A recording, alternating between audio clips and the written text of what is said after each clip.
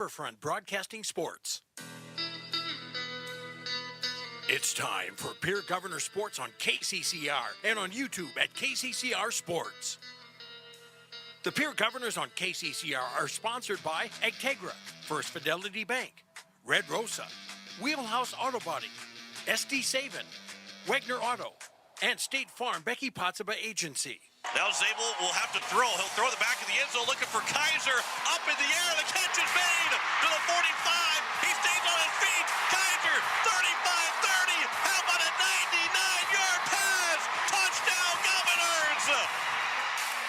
And by Pizza Ranch, Rising Hope Counseling, Sanford Clinic, River Bottom Sanitation, Black Hills Federal Credit Union, Anderson Rumsa Dental, Home Care Services, and Country Carpet and Flooring. To be taken here by the Governors. Michaela Sherwood put us an end to the Knights, and the Governors win it 15-6 in set number 5. By Olson Plumbing, First Dakota National Bank, Boys and Girls Club of the Capital Area, Slumberland Furniture, AGE Corporation Ready Mix, Dakota Storm and Roofing, and South Dakota Office of Attorney General's Division of Consumer Protection. Tyden Winkler got a free rush to the quarterback. This is picked off to the end zone. Carson Stosher, a pick 6, and the Governors lead at 40-0. Right back at you. Pierre Governors on KCCR is also sponsored in part by Beck Motors, First United Methodist Church, Zander Auto Parts, Birding Electric, May Adam, Oahe Federal Credit Union, Gales Gas, and Shane's Pharmacy. Throwers to receive it.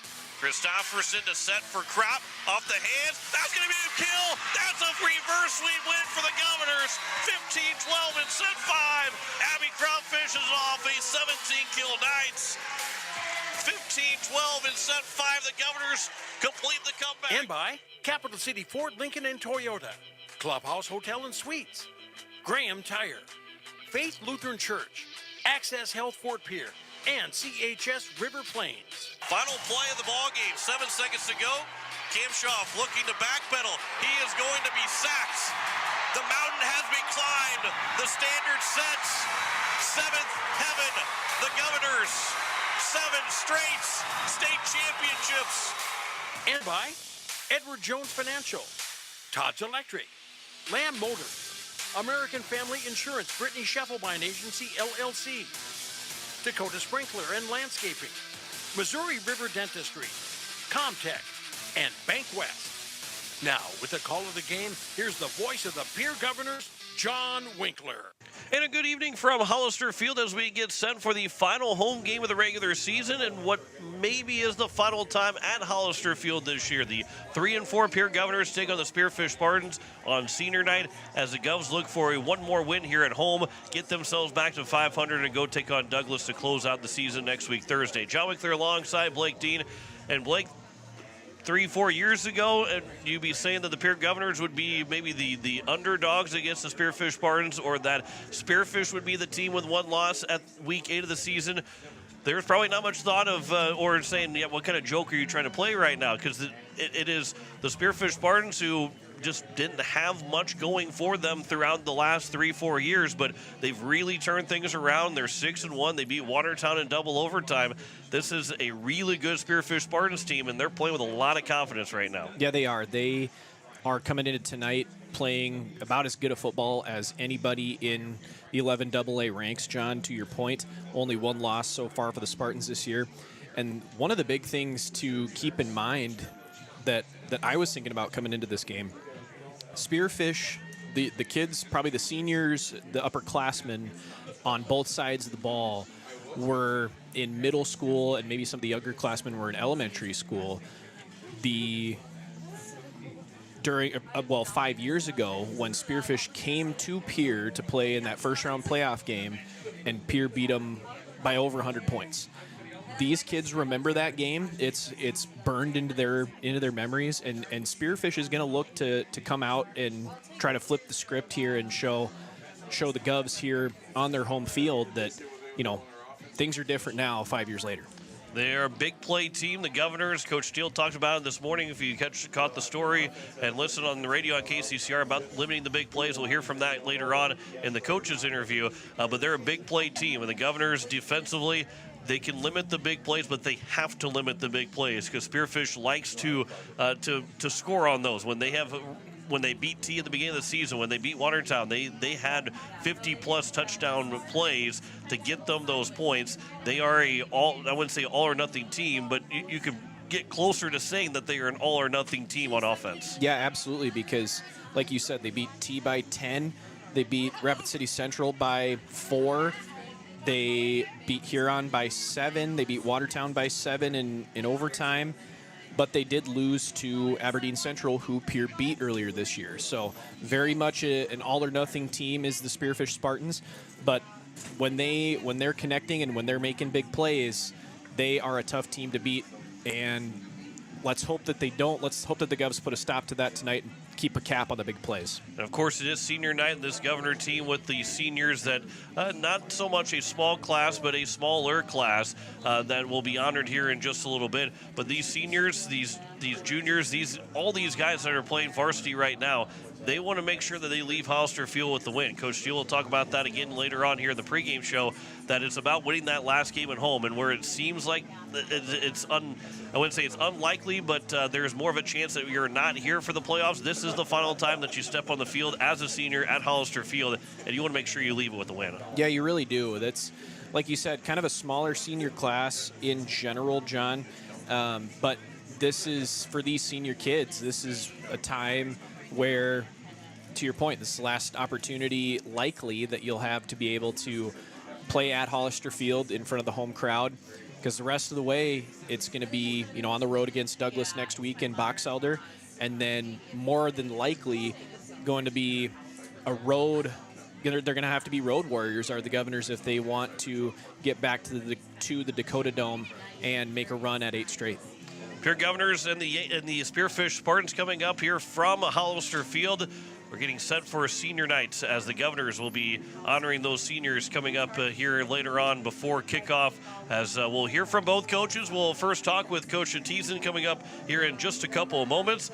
We'll come back talk with him and also talk with Coach Steve Steele, the Pierre Governors. Back with more of the pregame show and talking with Coach Teason after this here on KCCR and on YouTube at KCCR Sports. Comtech is a total technology solutions provider. Comtech is ready to get technology to work for you, not against you.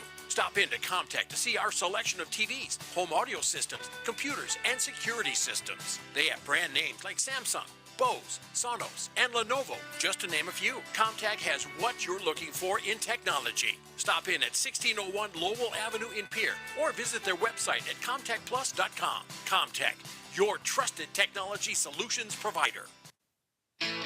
As community bankers, BankWest employees are deeply committed to supporting local causes, growing the local economy, and creating local opportunities. At a time when you can bank anywhere, we hope you choose BankWest. We'll be your financial partner for the long haul, helping you and your community achieve financial success. BankWest. Convenient, connected, committed. Member FDIC. Did you know it is important for your child to see the dentist at the time their first tooth erupt? A healthy smile begins at birth, and there are many variables, from healthy eating habits to good oral hygiene and routine dental care. Hi, I am Dr. Michelle Hofer. At Missouri River Dentistry, we enjoy working with people of all ages. Dentistry is our profession, but people are our focus. I invite families to come experience an office that uses the latest techniques and equipment to be sure you receive that healthy and happy smile. To schedule your appointments for your family, call us at 223-2021. Kids love us, parents trust us. Dakota Sprinkler and Landscaping wants to make it easy for you to get that lush green lawn and that yard haven that you've been dreaming of. Visit dakotasprinkler.com to make appointments for sprinkler system spring startup, service calls, fall winterization, and landscaping quotes. Trust Dakota Sprinkler and Landscaping's professionals to get you through the planning and installation to make your landscaping needs a reality. Visit dakotasprinkler.com today. With any dream, the wind won't always be at your back. The sun won't always be shining, and some rain is going to fall. American Family Insurance is like a good, solid roof that you can trust to protect your biggest dreams. With plans that could save you up 23% when you bundle your home and auto. Also, you can continue to dream fearlessly, no matter what comes your way.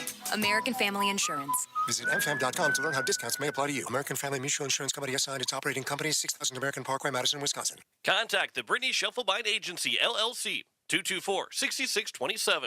Looking for your next new or used car, truck, or SUV? Then go no further than the comfort of your own home. Shop online at lambmotor.com. On lambmotor.com, you'll find the vehicles Lambs has in stock.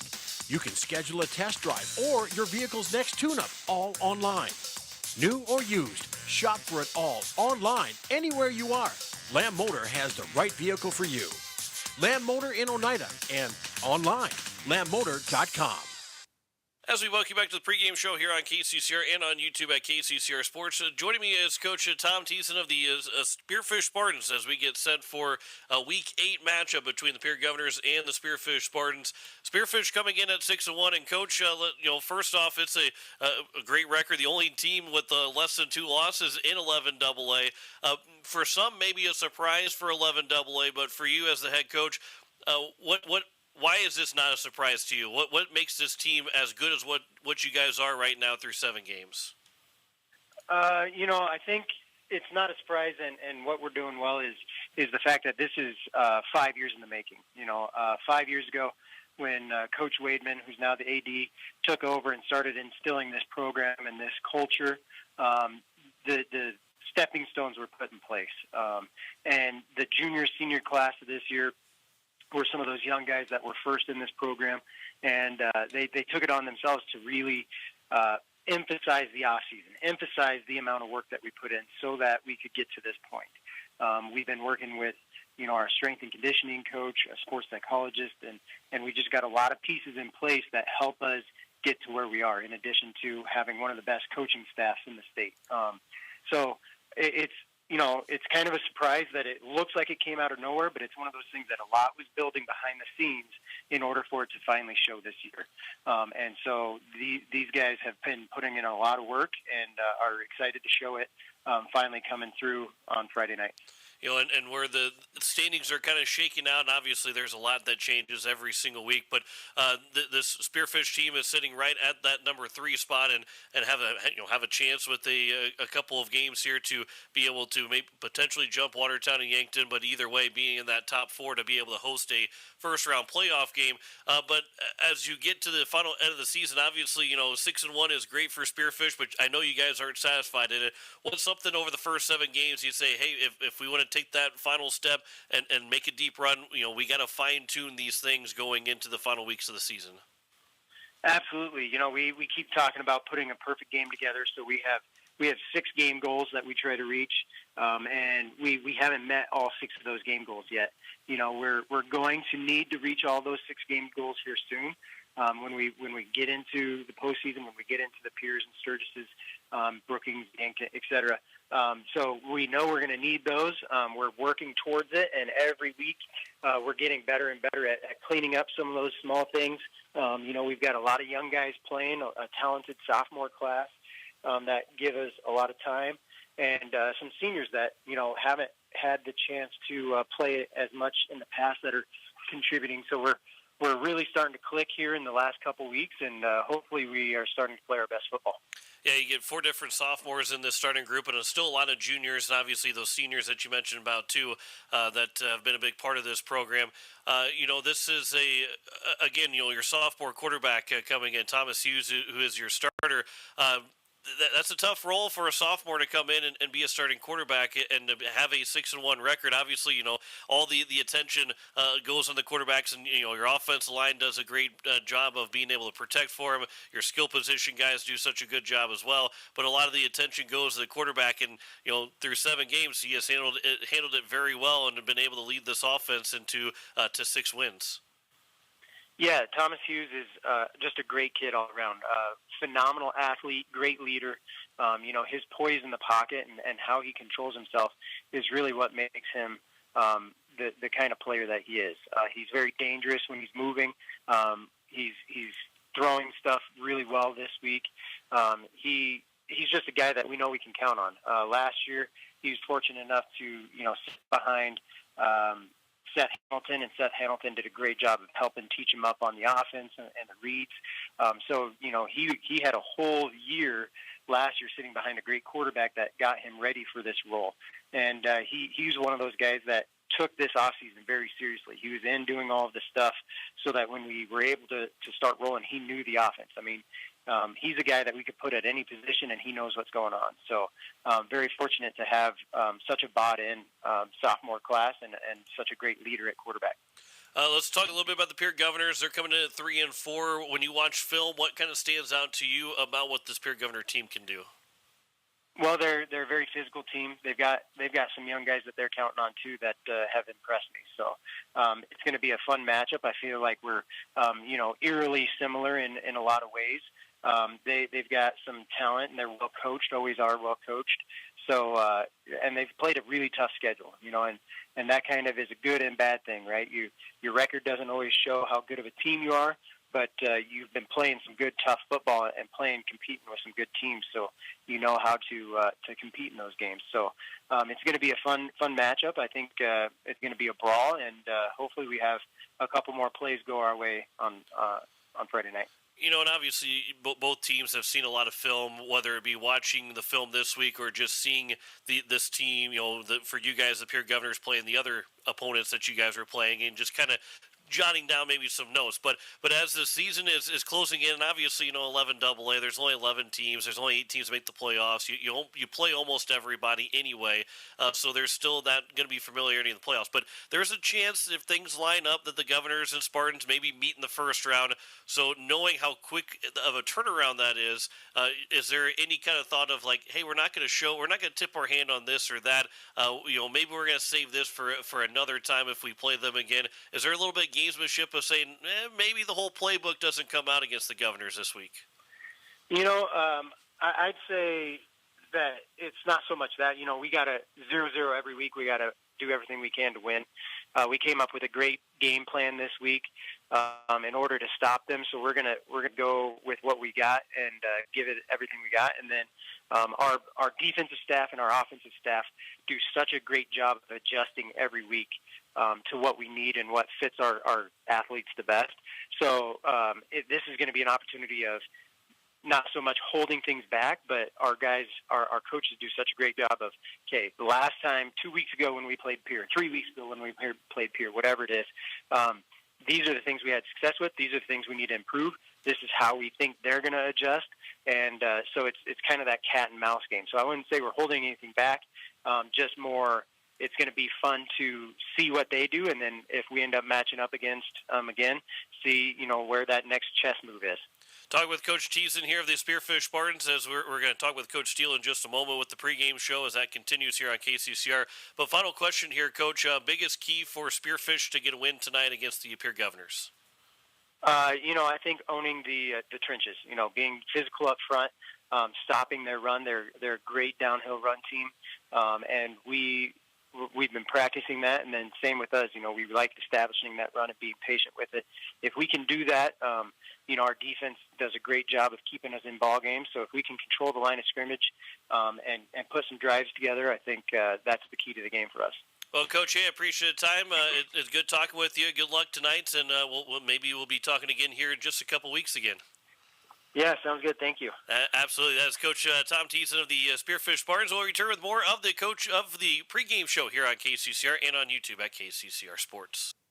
No one likes to have electrical problems, but when they happen, call Todd's Electric at 223-2518. With over 28 years of experience, Todd's Electric can handle any type of electrical problem, whether it's residential, commercial, or agricultural. Their knowledgeable staff knows and understands the importance of your home, business, or ag facility and are prepared to help. Call Todd's Electric at 223-2518. That's 223-2518. Todd's Electric, serving the Pierre and Fort Pierre areas. The line to power. Financial investments are very important, but so are the investments of time, patience, and encouragement our young athletes receive from their coaches, teachers, and mentors. Your Pierre area Edward Jones Financial Advisors understand this. That's why Edward Jones is a proud sponsor of Governor Athletics on KCCR. Go Govs! For all your investment needs, call or stop by one of our offices to visit with your Pierre area Edward Jones Financial Advisor. Edward Jones, member SIPC. Man, my pocketbook took a hit from the propane prices this winter. Sounds like you need to talk to Ed, Chris, and Carlo over at CHS. I locked in my propane pricing this time last year with CHS, and they even set me up on a budget program so I could pay for it each month rather than all at once. Sure helped me this winter. Really? A budget plan and you got to lock in a price now? Who did you talk to? CHS, the elevator in town. They're also a hometown propane supplier. Give them a call at 224-5935. Ask for Ed, Chris, or Carla. Stop in or visit their website, chsriverplains.com. Wagner Auto Company is your complete transportation headquarters. Now is the time to order your new Buick, GMC, Chrysler, Dodge, Jeep, and Ram vehicles, plus a good selection of quality pre-owned and certified pre-owned vehicles. They'll take care of you after the sale with a full-service parts and auto body shop with trained technicians, along with a friendly financing team that'll work with you to find the best deal and one that'll fit your budget. Wagner Auto is your local full-service family-owned dealership for over 115 years. WagnerAuto.com. That's WagnerAuto.com.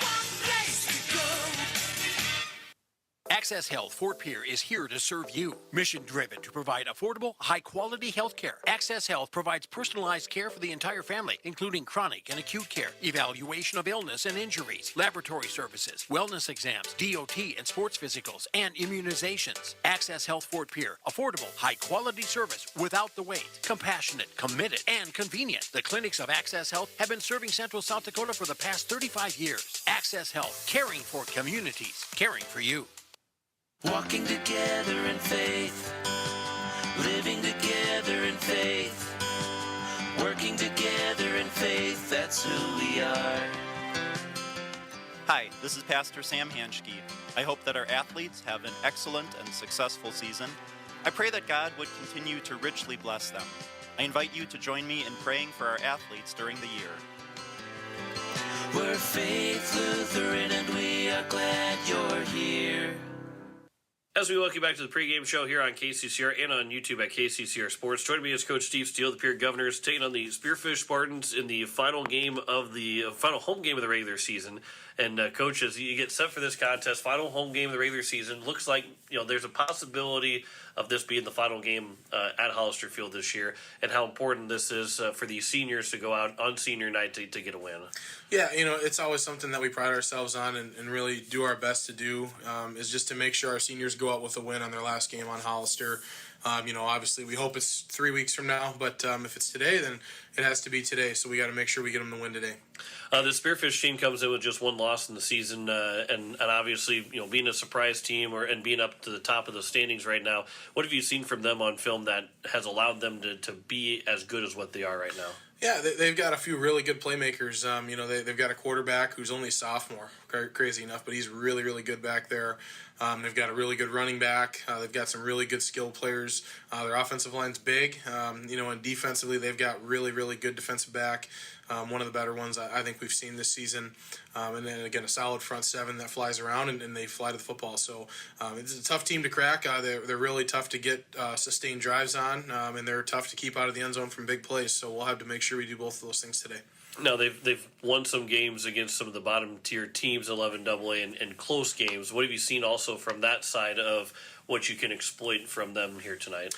Yeah, I think the biggest thing that you can see from them on an offensive perspective is they really try not to make mistakes, especially if they get a lead. They really try and just take care of the football, and trust their defense. Their defense has been very good this season.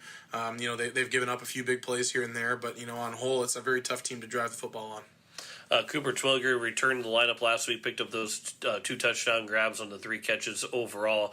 What he brings to this offense to maybe help out other guys in terms of, getting guys off of each other and not having so much, looking at this guy, looking at that guy, the attention that he brings to help the rest of this offense out too. Yeah, he's just he's a vertical threat. He's not slow by any means, but he's really tall. He's a tough person to match up against.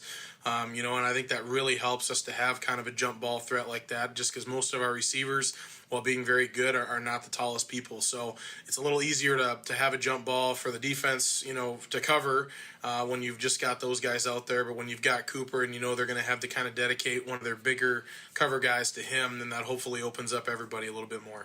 And overall this week of practice, obviously, you've had the last 3 weeks feeling like almost every single week that you've lost a guy to an injury, to actually get a guy back and maybe try and work some other guys back in the lineup, how nice that is to kind of be on the other side. Obviously, knock on wood that it stays that way, but being able to have those guys to get back in the lineup and start to continue to be closer to 100% than continue to subtract from 100%. Yeah, I mean, getting Cooper back is a big bonus. And again, I feel bad. Our defensive coaching staff's had a lot of shuffling in and out, and we'll have to figure out Coulter Babcock this week is our one that we've got to figure out. But offensively, it feels really good to get Cooper back. Hopefully add another weapon to the arsenal and just more options available. Going into tonight, this. Again, last home game, these seniors, what this senior class has meant. Obviously, you want to play with them for another 5 weeks or 4 weeks after tonight, but what the senior class has meant to the Pierre Governors. Yeah, they're just like any of our other senior classes in the sense that they've put in a lot of time, they've put in a lot of work and dedication, and they've bought into this program, and it's always. This time of year is tough because you always want to see those guys win, and it's probably similar everywhere around the state. You want to see your seniors go out on top, and the unfortunate reality is only one group gets to do that. But tonight being our potential last home game, we want to make sure that they go out with a very good positive memory of their last game on Hollister, if this is what it is, and then if we get another one, we'll want to win that one to make sure that that's still the same memory. Then overall, biggest key here for the Pierre Governors to pick up a win tonight against Spearfish. Yeah, we've really got to limit their big plays. We can't let them, create a 70-yard or 80-yard touchdown. We've got to force them to drive, and then, offensively, we've got to find a way to get to that moment where we can hit a big play and then score when we get it. Coach, I appreciate your time as always. Good luck tonight. We'll talk to you in the postgame. Thanks, John. That's head coach Steve Steele, the Pierre Governors, back with more of the pregame show next year on KCCR and on YouTube at KCCR Sports.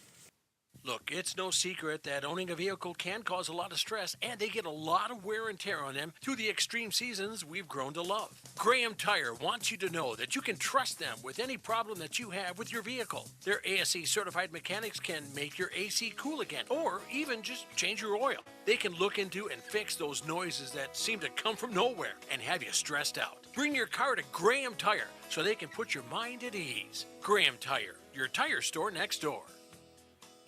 The Clubhouse Hotel and Suites has Midwestern charm and unprecedented attention to detail that provides the perfect getaway. The Clubhouse Hotel and Suites provides a complimentary deluxe continental breakfast featuring hot waffles, biscuits, and gravy. They also have an indoor children's water playland, whirlpool and fitness center, and a beautiful backyard patio with seasonal fire pits. Everyone deserves a night away. Call 605-494-2582 to make your reservation today. The Clubhouse Hotel and Suites. Experience luxury in the heart of South Dakota. Capital City Ford, Lincoln, Toyota, and Pierre, where exceptional customer service meets an incredible inventory lineup. Looking for your dream car? Our expert team is here to guide you every step of the way. From dependable Fords to luxurious Lincolns and versatile Toyotas, we have something for every taste, need, and budget. Experience the difference with us today. Capital City Ford, Lincoln, and Toyota. At Shane's Pharmacy, your health care is important, and Shane wants to be the pharmacist to take care of you. Shane's Pharmacy will make sure your prescriptions are filled in a timely manner, they will answer your questions, and they will even deliver to your home or office. Call 223-9200. Shane's Pharmacy, the pharmacy you know and trust. The number again is 223-9200. Shane's Pharmacy in Fort Pierre, proud to support high school athletics.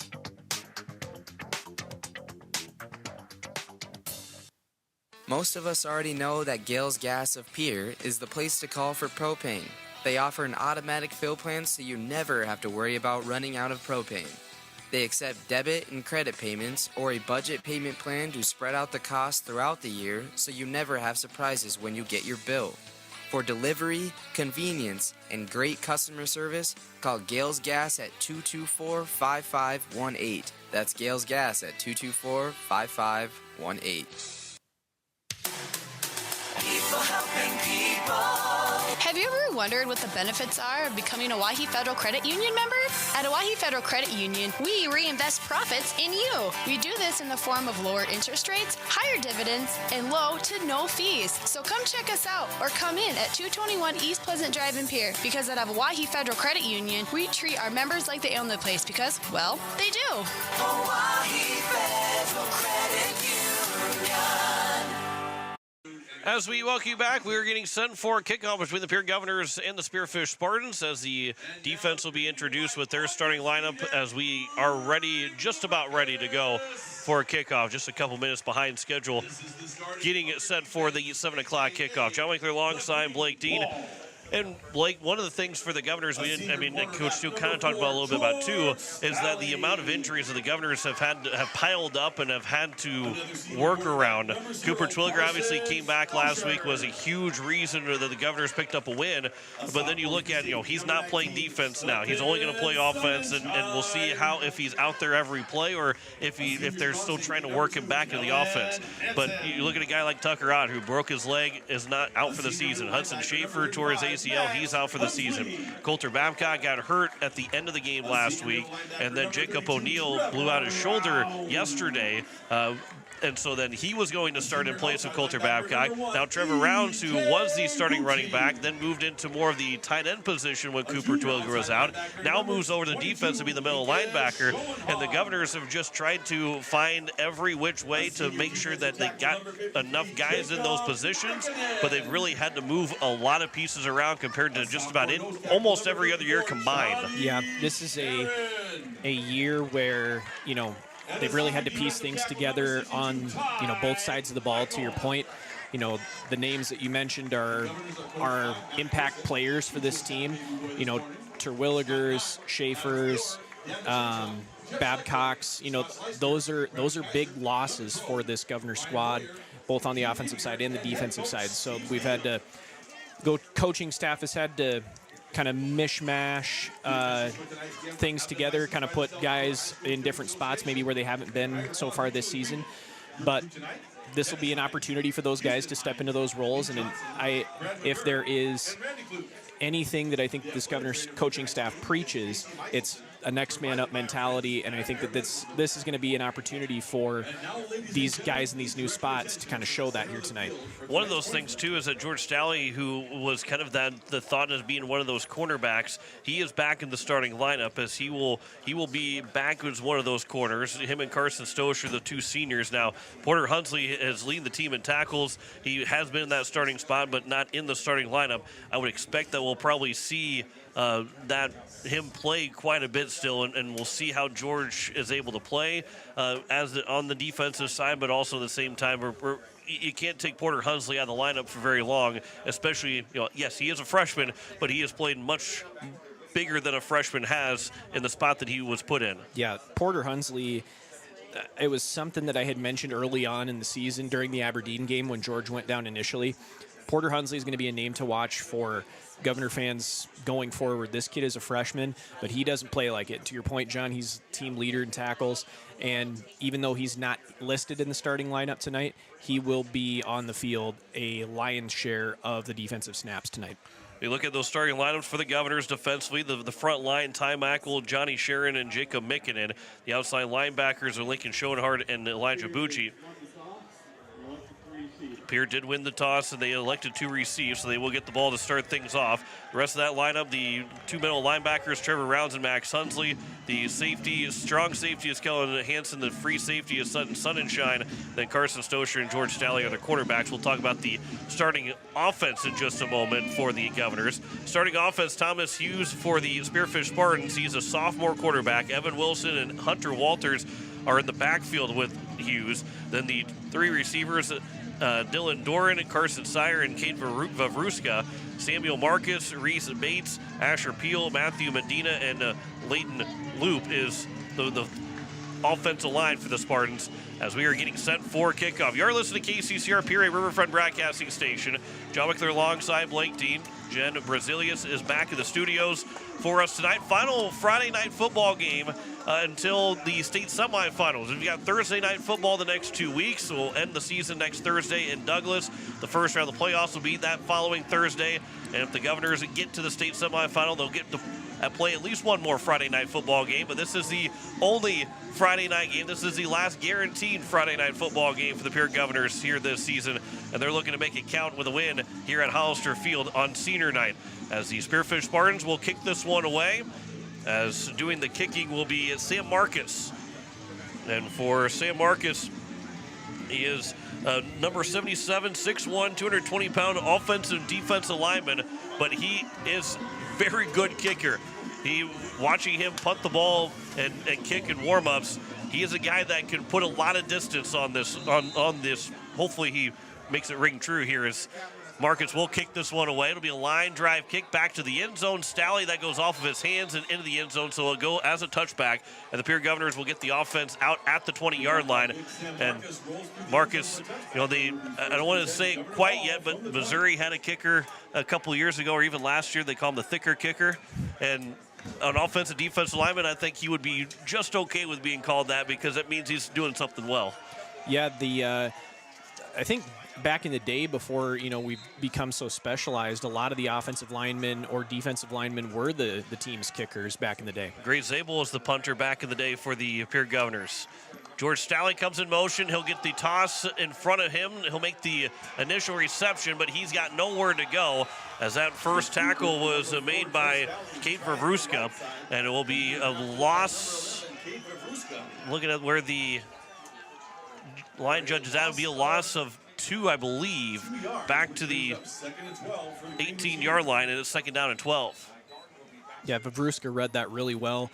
Just kind of a jet sweep pitch to Stalley coming from left to right, and Vervruska read that well, wrapped Stalley up in the backfield, did not allow him to move past first contact. Lounsbury will go under center here. Merrill in the backfield. A handoff to Merrill on 2nd and 12. He's able to get through that initial offensive line, but a big smothering defense as Merrill will get about 4 or 5 yards to make it 3rd down and manageable. It's still 3rd and long here for the Governors. Carter Merrill has really been a nice spark for the Governors coming out of the backfield the last few games.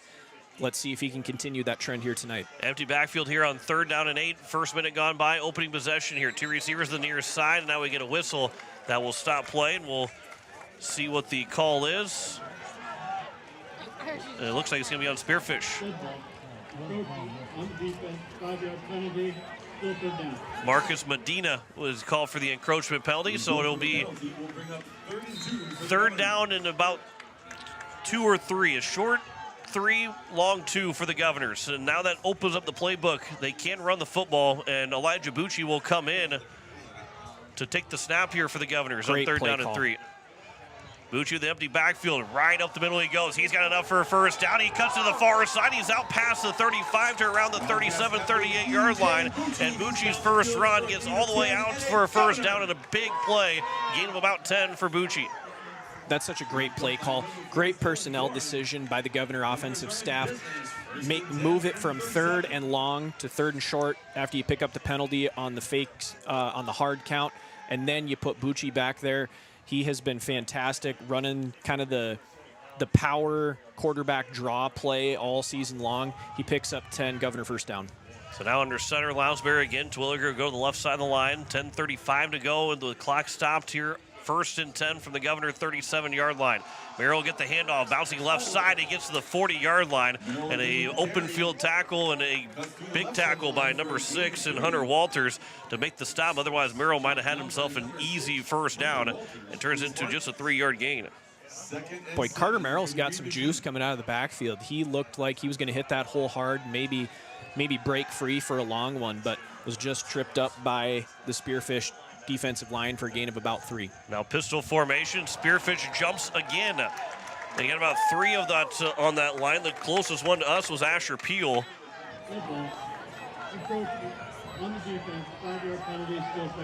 So that puts it down at 2nd and 2 from the 45-yard line. They're going to get to the Governor 47 for a first down. And this is going to be the way that the Governors are going to be successful in moving the ball down the field when they get into 2nd and 3rd and longs. Lounsbury drops back to pass for the first time, throws it downfield, looking for Shufflebine. It'll be a jump ball, and it's just out of the hands of Shufflebine as it was broken up by number 5 in Carson Sire. And not a bad first pass, just a little bit short on the end, and the wind is blowing against the Governors right now, which hung that ball up just enough for Sire to be able to get a hand on it away from Shufflebine. And to that point, that was actually a really good deep ball by Lounsbury on that play. Maybe, like you said, hung up a little bit too long, but it really hit Shufflebine in stride.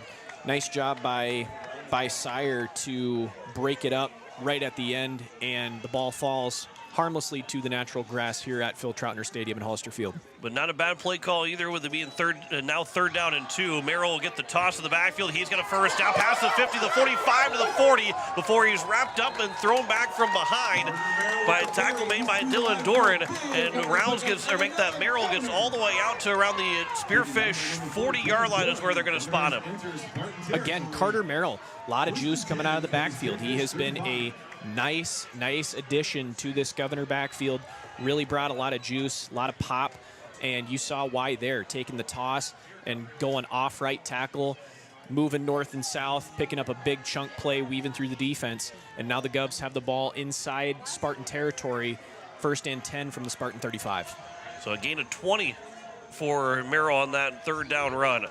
Play clock is down to 10. Lounsbury from under center will get the snap and hand it off for Merrill left side as he's going to cut it inside, trying to get back to the hash marks, but he is run down at the 30. It'll be a gain of 5 yards, tackled by Carson Sire, and it's 2nd down and 5 for the Governors. 4 carries so far for Merrill, 32 yards. That is a pretty good yard per carry average there, John. I think that's going to be a recipe for success if they can continue this. 8:50 left to go here in the first quarter. First drive of the ball game, 2nd down and 5 for the 30. Play action here for Lounsbury. Rolling to his right. Now throws, looking for Stalley. Makes the catch. He was hit hard as soon as he made that catch, but Stalley is able to hang on. And a gain of about 10 yards and a huge catch for Stalley. Takes a big hit, and the Governors got a first down. That's just a nice play there by George Stalley. Coming across on not a post pattern, but kind of a dig route, an in route coming across the field. Lounsbury came around on a bootleg to that side of the field. He hits Stalley in stride, moves the chains down to the 20-yard line of the Spartans, and the Governors are inside the red zone. Ends up being a gain of 10 overall for Stalley. 2nd catch for him. And that will be almost was a broken play, but it might have been a design play for Scheffelbein that time. To make that sun and shine. Nope, Scheffelbein. As Scheffelbein will get out to around the 15-yard line. It ends up being a completed catch for Scheffelbein, and it's 2nd down and 5. Yeah, like you said, there was a little bit of confusion there, it looked like, but Scheffelbein does pick up a gain of about 6, making it 2nd and 4 from the 14. And Spearfish jumps for the 3rd time this possession, and the Governors will get another first down, another encroachment against the Spartans. On the defense. 5-yard penalty as a result of the penalty, we have a first down. So, as Blake said, it was a gain of 6 for Scheffelbein, which put the Governors at 2nd and 4, and turns into that 5-yard penalty, getting 1 yard past the line, the gain, and now they're at the 9-yard line. It is 1st and goal from the 9. The Governors, as quickly as they got in the red zone, now it's 1st and goal, and Elijah Bucci will take the snap. With an empty backfield, Bucci trying to push his way forward. A flag comes in right near the start of the play. It will most likely be against the Governors, which will drop them back. Bucci did gain maybe a yard or 2, and we'll hear the official call. Number 77, Samuel Morris. 10-yard penalty, spot and foul, still first down. Jacob Mickinen is the one that gets called for the penalty, so that will drop them back 10 yards, and it's 1st and goal from now the 19-yard line. Yeah, and whoever lined up in front of Mickinen must have really been beat off the ball pretty quickly, because it seemed like that flag came out really fast for it to be a power play running right behind the center and the guard on that Bucci carry. Lounsbury back in the ball game, pistol formation. He'll toss in the backfield for Merrill, trying to create some space, but Merrill's got nowhere to go, and it's now 2nd and goal from the 21-yard line, a loss of 2.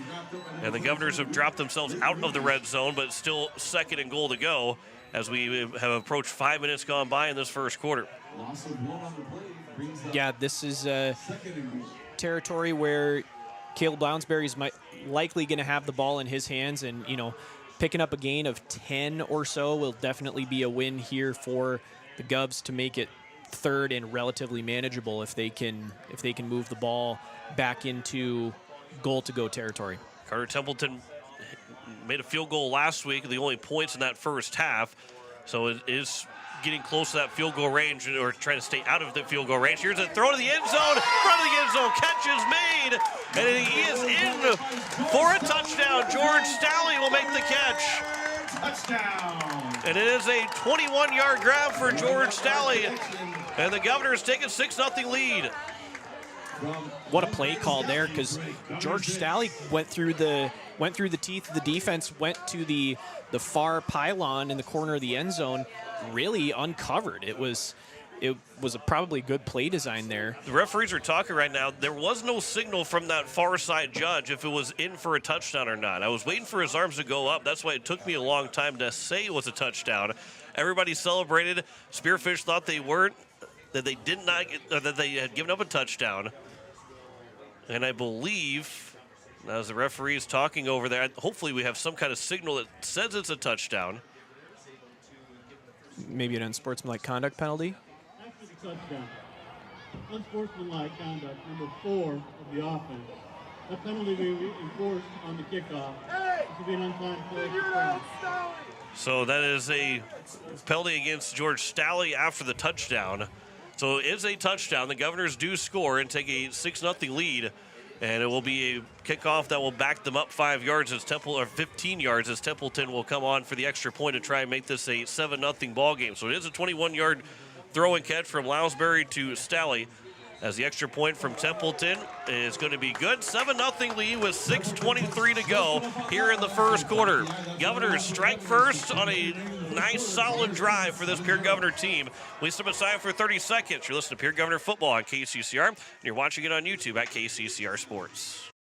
The lawyers at the May Adam Law Firm in Pierre know how important your families are to you. If you've been putting off getting your affairs in order, know that the May Adam Law Firm is available to counsel you through your questions and help you get the documents in place so that you've made your loved ones secure. Call them at 224-8803 and they can chat with you about how to document your concerns and care for your family. We're all in this together, and the May Adam Law Firm is ready and able to help. So it is a 11-play, 80-yard drive, and the Pierre Governors got a 21-yard catch from George Staley. Caleb Lounsbury goes 4 of 5 on that drive for 35 yards. Carter Merrill runs the ball 5 times for 30 yards. And the Governors, yes, that doesn't always add up right, but it is because of an extra penalty in there as well that drops them back enough to give them the 85 yards overall and all of that. But the Governors do get a big touchdown on that first drive. Yeah, that's huge to start out this ball game for the Govs, John. That was really a drive that had just about everything. Really good run game off Carter Merrill running the ball. E.J. Bucci had some nice carries as well. Lounsbury connected with Staley multiple times, Scheffelbein once, and a couple of penalties thrown in there too. Moves the ball down the field 80 yards. And the Govs strike first. Templeton will kick off at the 25-yard line. It's a bouncing kick. It'll be taken here on the near side by Dylan Dorn. He's out to the 40 to the 45, 50 to the 45, out to the 40 in Governor territory. And it will be 1st and 10 here for the Spearfish Spartans with really good field position. Obviously, the 15-yard penalty already helped out where the Spearfish Spartans are going to get good field position. They now have really good field position from the 40-yard line. Now, there might be a penalty, though. During the return, holding, white, 10-yard penalty from the spot of the foul, first down.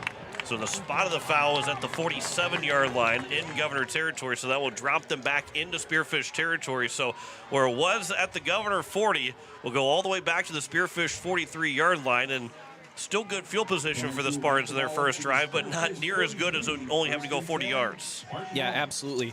Now for Spearfish, they've got to march 57 yards approximately to tie this ball game up, but they have shown throughout this season that they have the offensive firepower to do it. Shotgun formation, running back on each side. Play action on first down. They're going to throw downfield looking for the home run ball, and it's going to be overthrown as it was Carson Stosher and Kellen Hansen that were both beat deep, but the ball was overthrown as it was Carson Sire, the intended receiver, and Hughes just overthrew him with a little bit of help from the wind. Yeah, wind's going to be at the back of Thomas Hughes, the sophomore quarterback for the Spartans. And like you said, just sailed it a little bit looking for Sire on the far side. So now 2nd down and 10 for the 43. 6:12 to go here in the opening quarter. 7-0 lead for the Pierre Governors.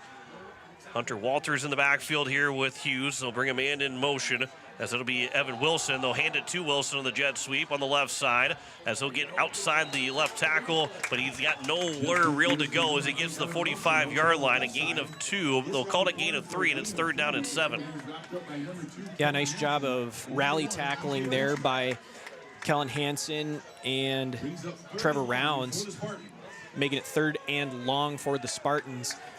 Gov's defense has got to stay really disciplined and watch the football so that Spearfish doesn't give the Govs a taste of their own medicine and get them jump off sides. A good spot for the Governors to get a 3 and out here as this will be handed off again. Right side, it will be 4th down. Wilson got the handoff, and Wilson will get past the 50-yard line to the Governor 49. It is 4th down and manageable, 4th and 3. It turns into a 4-yard gain, and the Spearfish Spartans are leaving the offense on the field. Yeah, Spearfish is pretty aggressive. 4th and 2. Typically the numbers say you go for it, and that's what the Spartans are going to do here. So we have 4th down and a long 2 here for the Spartans, trying to get the Governors to jump offside. Spearfish Spartans are looking like the Governors maybe jumped offside. Play clock is still above 10. That back judge, now the Spartans are standing there as Hughes has got his hands on his hips. Now the play clock is down to 10. Now they're going to get ready to go. They took a lot of time off of the clock. Play clock is down to 5, and then we get a whistle and a false start against the Spartans, and they already are moving off the field. So it brings up 4th down and 7, and Spearfish says we're punting the football away. We're not going to even go for it on 4th and 7, and a huge mistake by the Spartans. Another penalty against. Yeah, so far 4 penalties for the Spartans. They're playing, the Govs look like the more disciplined team of the two. Like you said, almost to jump off sides initially by the Govs, but they're able to hold firm, and the Spartans are the ones that end up going for the false start. Sam Marcus will punt the ball away. A high spiraling punt. Shufflebine will call fair catch. He will make the catch at the 5-yard line. And so the Governors have to go 95 yards. That wind was at the back of Marcus, who pushed that even farther down the field. And a really good punt to flip the field for the Spearfish Spartans. Yeah, 45, or actually longer than 45 yards on the net punt there from Marcus. I think probably be around a 50-yard punt in the air because Shufflebine caught that at the 5-yard line. So it probably was about 60 yards in the air all of a sudden. Right, yeah, but 50 net, 60 total. You don't see that very often from a high school punter. So now from the front of the end zone, play action for Lounsbury. Rolls to his right, looking downfield. He's got Lincoln Dilgis, but he'll throw that one out of bounds, as that one was just a bit too far for Dilgis that time. He underthrew Shufflebine the first time, overthrew Dilgis, and with the swirling wind that is here at Hollister Field, trying to find the happy medium between the two now. Yeah, that was like you said, tried to get it up in the air, give Spearfish a taste of their own medicine. They like the big play, and that was what the Govs were trying to do there, but just a little bit of an overthrow there by Lounsbury as he was trying to hit Dilgis on the far sideline. So now 2nd down and 10 from the 5 with 4:12 remaining here in the first quarter. Pistol formation. Stalley comes across the line in motion to the near side. Merrill still in the backfield here for the Governors. They're going to toss in the backfield for Merrill. He's going to be wrapped up at the 5 and driven back. He's got nowhere to go. And a really good job of surrounding the football. The Spearfish Spartans, it was at first started by number 22 in Lathan Lucas. And it's now second, make that 3rd down and 10. No gain for Merrill. Yeah, Lucas, number 22, and then Evan Wilson, 2 of the linebacking crew of the Spartans. Wilson was actually the one that stopped Merrill in his tracks right at the 5, and then Lucas finished him off. Empty backfield here on 3rd down and 10 from the 5-yard line. Governors trying to get in the shadow of their own end zone. Stepping back, throwing down the field for Dilgis. It's a jump ball. It's caught by Dilgis past the 50 to around the 48-yard line. They're going to spot him at the 49, and Lincoln Dilgis with a big catch, and the Governors will pick up 46 yards on 3rd down and 10. What a huge play in this football game. What a throw by Lounsbury, and right into Dilgis' breadbasket, who caught it over a couple of defenders, and he had a chance to break that loose for a touchdown if he had the speed. Cade Vavruska comes up from behind him and makes the tackle, but the ball is now from the shadow of their own end zone. The Govs move to midfield on that play. They're on the Spearfish 49 with 3:12 remaining here in the first quarter. Up 7-0 on the American Family Insurance Brittany Schuffelbein scoreboard. Merrill in the backfield, Lounsbury under center, 2 receivers here on the near side. Handoff for Merrill. He sidesteps the first tackler. He's able to break free into the secondary as Merrill will be pushed by his offensive line a couple of extra yards, and they'll eventually get the forward progress stopped, and a little bit of extra pushing at the end of that play, but it turns into about a gain of 8 that time for Merrill, and it's 2nd down and 2. Yeah, Carter Merrill does not go down easy. He is going to fight for every last yard that he can get. Like you said, he didn't even go to the ground on that play. He picked up 8, and play was stopped because forward progress was stopped. But now 2nd and 3, I guess, officially for the Govs here from the Spartan 43. Pistol formation. Lounsbury will throw to the near side. Catch is made, and again, Staley takes a huge hit, but he makes the catch and hangs on to it. And Staley's got another catch, his 4th catch already here tonight. And it picks up about 6 yards for a first down. George Staley fearless going across the far side of the field. Another in route where Lounsbury comes kind of on a bootleg and hits him on that in route that's streaking across the field. Picks up the first down, but like you said, another huge hit taken by the senior receiver. 2:05 to go here in the first quarter. Terwilliger will get to the left side of the line. Staley will go in motion as well, as they'll have to make sure everybody gets set and reset from the pistol. Low snap, toss in the backfield for Merrill. He got hit again, that time by, again, number 22, Lathan Lucas comes in, and a real no gain that time for Carter Merrill, and it's 2nd down and 10. Lathan Lucas, only a junior. He is flashing here on this drive, making a couple of nice plays in run support for the Spartans, and he stops Merrill for no gain there, 2nd and 10 from 38. 7th play of the drive, 1:25 to go here in the first quarter. Almost got Spearfish to jump for a 4th time in this quarter and have an encroachment penalty. Play clock is under 10, pistol formation. Lounsbury drops back to pass. He'll pump fake. Now he'll throw the near side. Catch is made by Dilgis, and he'll be stopped for progress, stopped at the 35. A gain, make that the 34, a gain of 4, and it's 3rd down and 6 here for the Governors. Carson Sire on the tackle. Nice play there by Sire to read that Dilgis was running the kind of the curl route on the near sideline.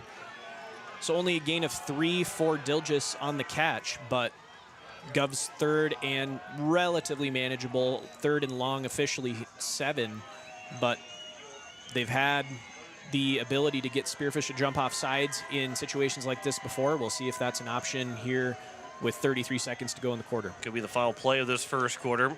From the pistol, Lounsbury drops back to pass, throws, and Schuffelbein is bounced in the air. It's intercepted. It's picked off by number 5, Carson Sire. He's got a convoy on the left side of the field. He's out of the 40 to the 40, 35, 20, down to the 15, 10.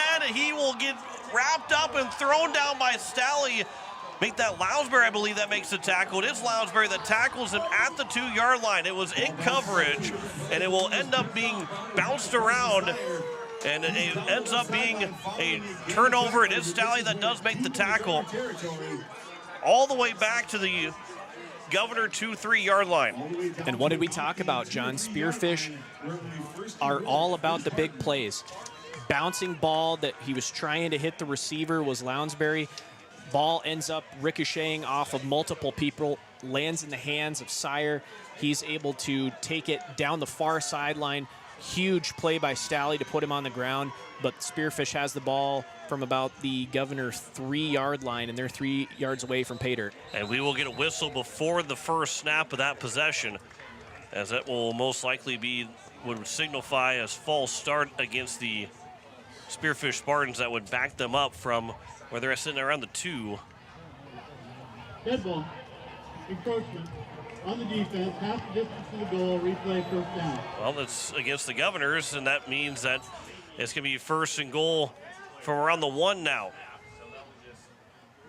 I think it's going to be 1 or 1.5. Either way, it's within 2 yards from getting in the end zone. For 9 seconds to go here in the first quarter, Spearfish a yard or 2 away from tying this ball game up. Full house set, 3 guys in the backfield here. They're going to hand it off in the back to number 6 and Hunter Walters. Walters at the goal line, and I don't believe he got in. Well, there is a penalty flag, though, as well. The clock is run out in the first quarter, but there is a penalty. Spartans try the middle of the line, but they run into the green wall. And so before we get to the end of this first quarter, we got to hear the penalty, I believe. 7-0. There is a penalty flag. Well, we're going to take our minute break. We're going to get you the sponsors to give us Pierre Governor football. We'll tell you the penalty after we come back. Back in a minute. You're listening to Pierre Governor football on KCCR and on YouTube at KCCR Sports.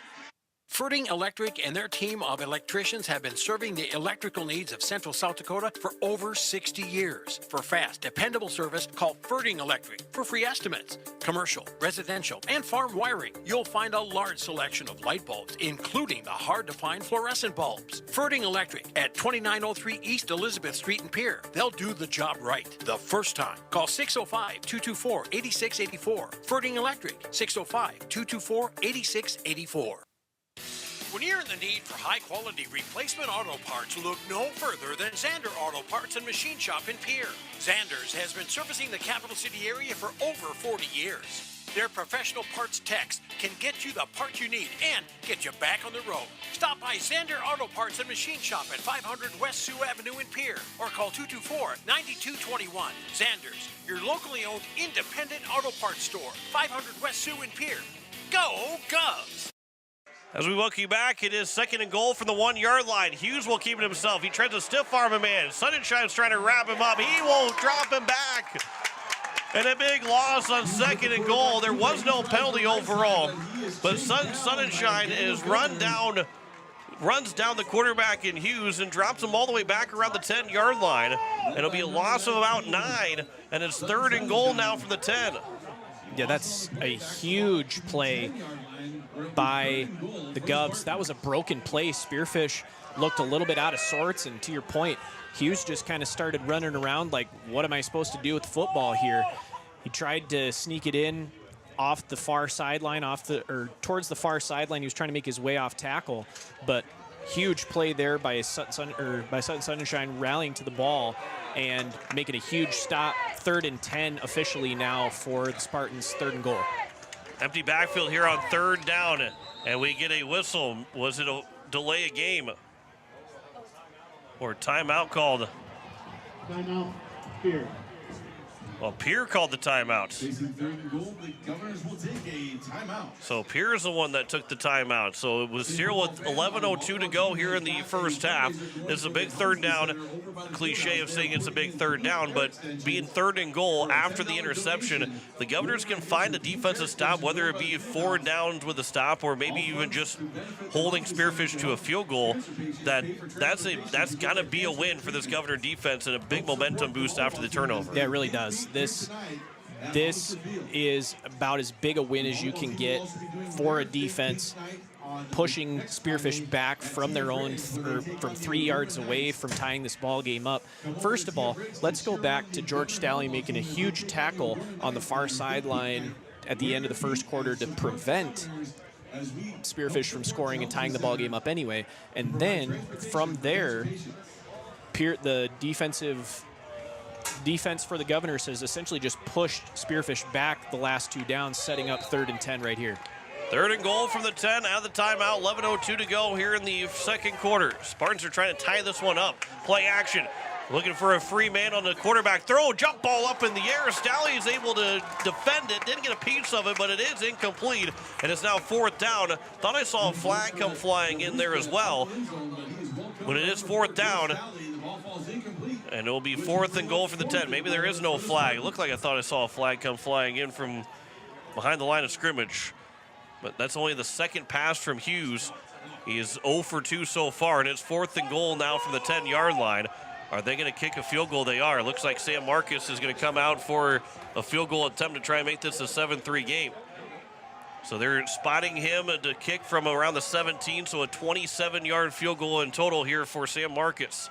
The snap is good, the hold is good, the kick's a line drive, and it is no good. And the Governors defense comes away without giving up any points. What a big defensive stand, goal line stand for the Pierre Governors here in this early in the second quarter.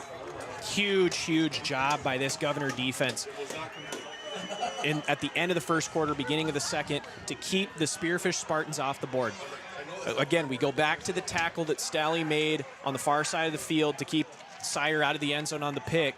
And then from there, the Governor defense moves Spearfish back, makes it a really long field goal attempt from the kicker in Sam Marcus.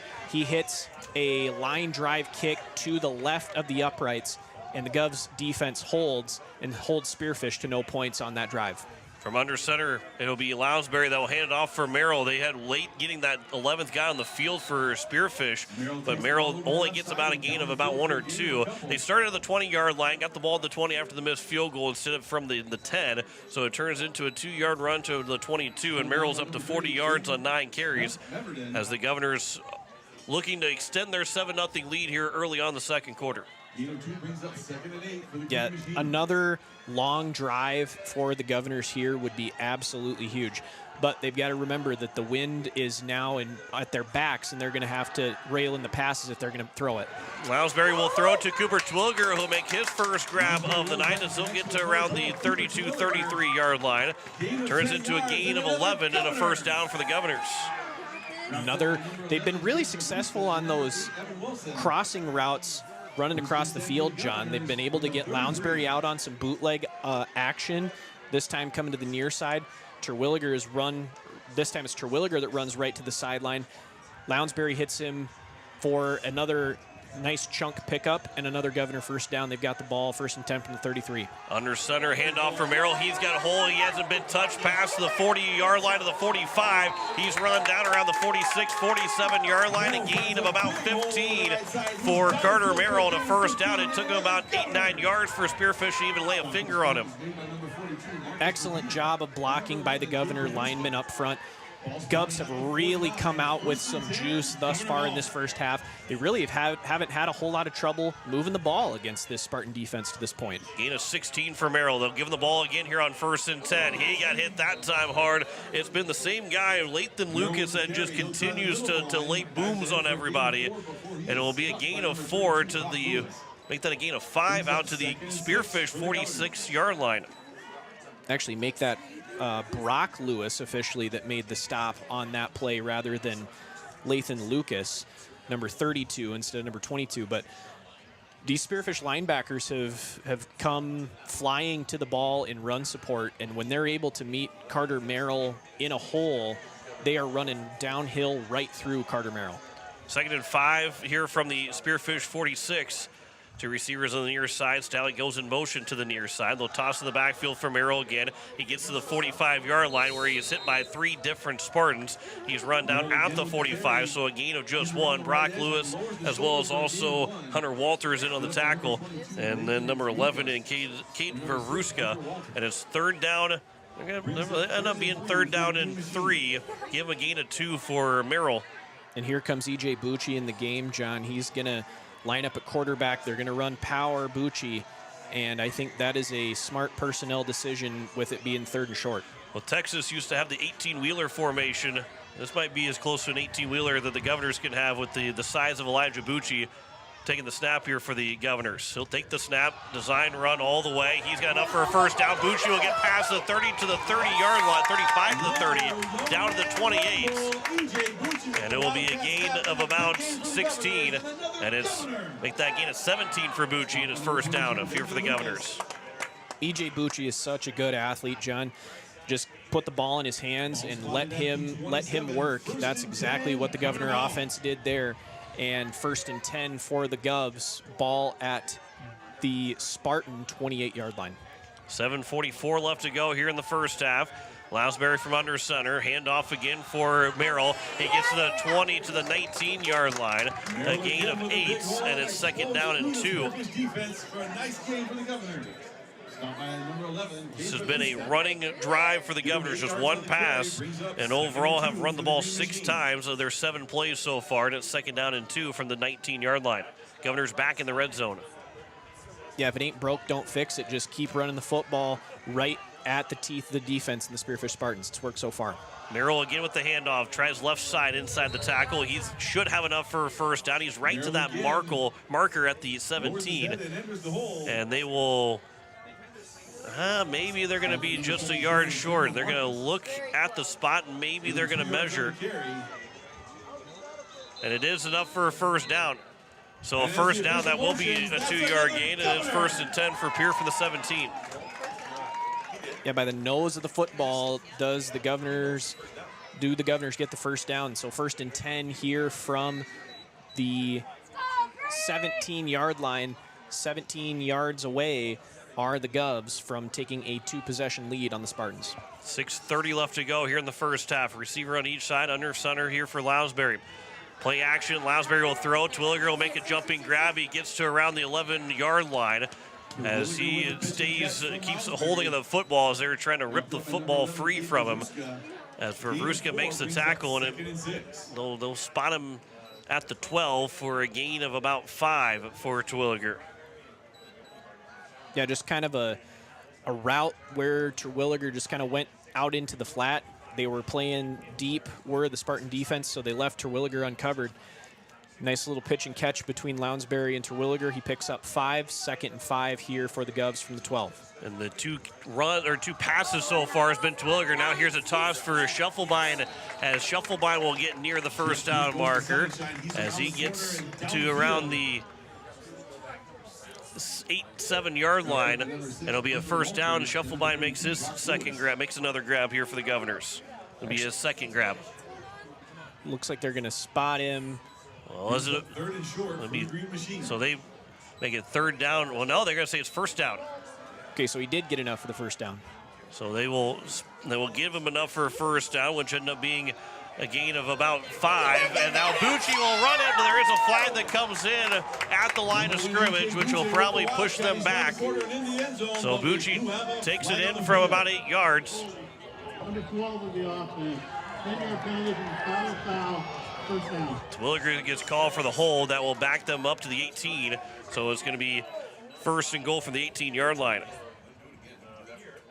Yeah, that was the play call where you're not very far from the end zone, so you roll out that 18-wheeler package. To your point, John, that is E.J. Bucci, get him running downhill, and they got him in the end zone, but unfortunately it's going to be backed up by the holding penalty on Terwilliger. So 1st down and goal officially, but the Govs have got to go 18 yards to get there. So 1st and goal here once again after the penalty. 5:12 remaining here in the first half. Bucci will stay in the ball game as the man to take the snap. He'll run it right up the middle again. He spins off of the tackler. He ran into his own man, then spun off of it. And then Bucci will get a couple yards. And it's 2nd and goal here from around the 10. Ends up being about a gain of 7 for Bucci, and it's 2nd and goal from that 10. Yeah, nice job there by Bucci getting back to goal-to-go territory on that run. Shoot, if E.J. Bucci keeps running the football the way he is, John, may as well keep feeding him because he's got 3 official carries, but he's got 34 yards. Was going to be the 13th play of the drive, but the Governors will pick up 5 yards and an encroachment penalty. Dead ball. Encroachment on the defense. 5-yard penalty. Replay 2nd down. So it's now 2nd and goal from the 5-yard line. The Governors are able to get all those penalty yards back in a play and a penalty. And it's 2nd and goal from the 5. Lathan Laup is the one that gets called for, maybe Matthew Medina as well. But another time that Spearfish has been called for an encroachment as they will take a timeout. This will be the 13th play of the drive here for the Governors, which started back on their own 20-yard line.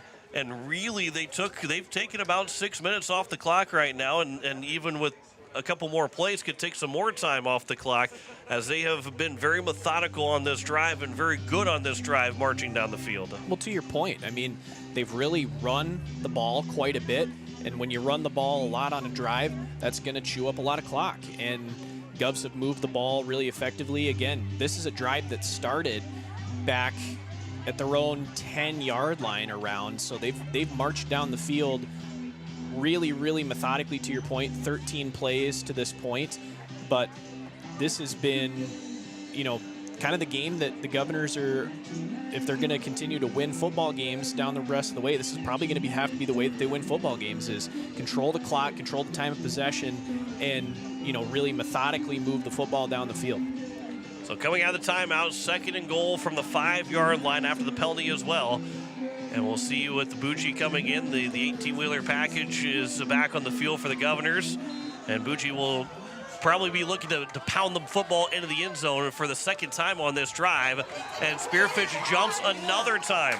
Another clap that pushes Spearfish. Encroachment on the defense, half the distance to the goal, replay 2nd down. So now it'll be 2nd and goal from the 2.5.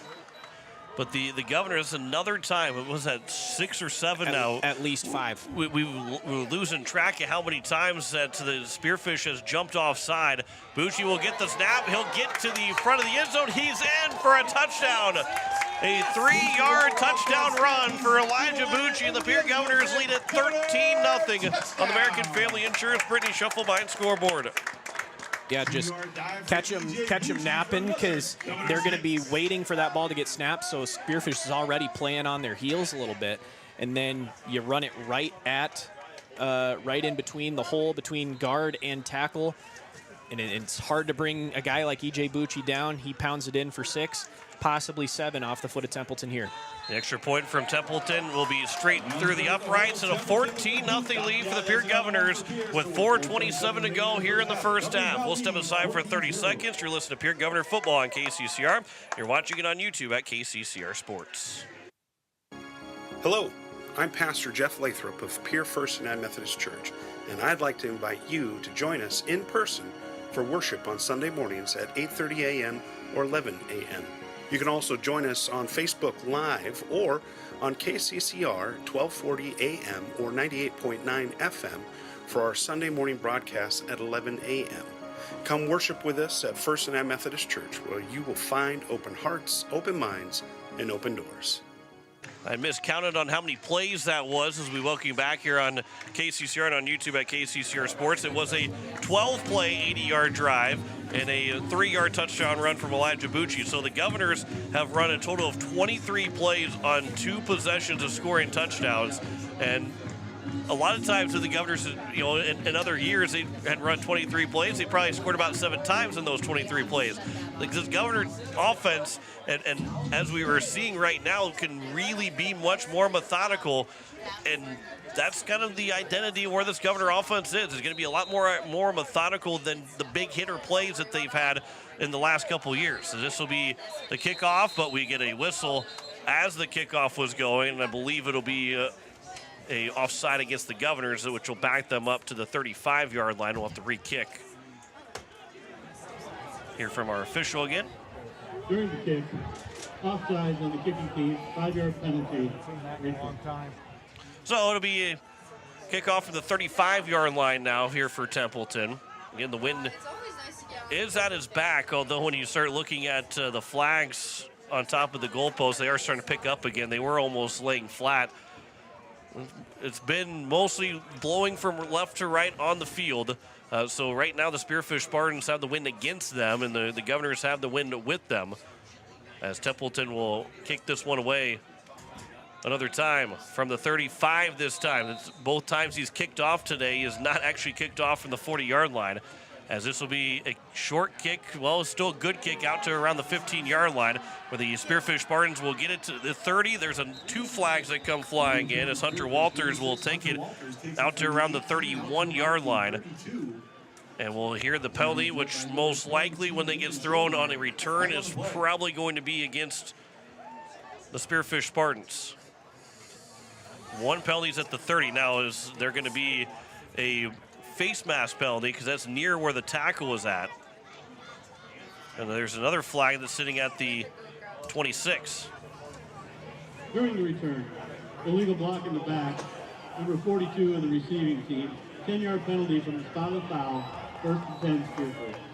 All right, so they'll drop them back from the spot of that foul from the 26, will go back to the 16-yard line, and that's where the Spartans will take over, needing to go 84 yards down the field to try and get back within one. Now, the Governors did get the ball to start the ball game, so Spearfish can score here late in this quarter and then get the ball back to start the second half and could get the game tied before the Governors ever get the ball back for another possession. But as Pierre usually is, and Coach Steve Steele offense is, offensive-minded that he is, anything that any time left, the Governors are going to take timeouts and try and go for a shot down the field. This will be a first down run out to the far side of the field. It was given, Thomas Hughes got the carry as he was handed the ball from Carson Sire, and Hughes will pick up about 2 yards and bring up second down and 8. Yeah, nice tackle there by Rounds and Bucci to stop Spearfish for a gain of about 2 officially, setting up second and 8 for the Spartans from their own 18-yard line. So they're going to go with that same quarterback. It's not, they're going to throw it downfield. It's not Hughes. The catch will be made. Carson Stosher in coverage. The catch made by Dylan Doran, as Sire was the one to throw the football out to the 50-yard line, and it ends up being a gain of 32. Yeah, kind of a wildcat look for the Spartans. Instead of Thomas Hughes, they go with number 5 and Carson Sire, another sophomore, and he throws one up to number 4, Dylan Doran, the senior, who makes a nice catch over Carson Stosher at midfield, setting up the Spartans first and 10 from the 50-yard line and under 4 minutes to go. Both teams with 2 timeouts each. Hughes will get back to be under center. I don't think the Governors are ready for any kind of throw from the running back and from Carson Sire, but now Hughes, will we get a whistle and another penalty that's going to be coming up against Spearfish. They have shot themselves in the foot multiple times. Good ball. Ball start. Number 71 of the offense. 5-yard penalty, still first down. Asher Peel gets called for it. And Spearfish is going to head the locker room, regardless if it's 14-0, 21-0, 14-7, however the score is. They're going to go in the locker room at halftime and say, guys, we got to stop taking pre-snap penalties. That is absolutely killing our drives offensively. It's absolutely helping out the Governors defensively. We got to stop taking those pre-snap penalties because it's been more than a bushel basket full of pre-snap penalties. Here is a end around on the 1st and 15 play. That'll be a loss of 1 as they end up giving it to the tailback and the receiver in Drace Eisenbarth. And Eisenbarth will lose a yard back to the Spearfish 44. Yeah, nice job of rally tackling by guys like Jacob Mikkonen. You had Trevor Rounds in there, Lincoln Schoenhardt in there. Nice job of rally tackling by the Governors, moving the Spartans backwards, and that sets up second and still about 15, maybe a loss of about a half yard officially for the Spartans on that play. Play clock down to 3. They're going to have to take a timeout. There will be a timeout taken by Coach Teason as the play clock got down to the final second with 2:26 to go. Spearfish will go down to their final timeout as the Spartans had a lot of troubles getting the play call from the sideline to Hughes.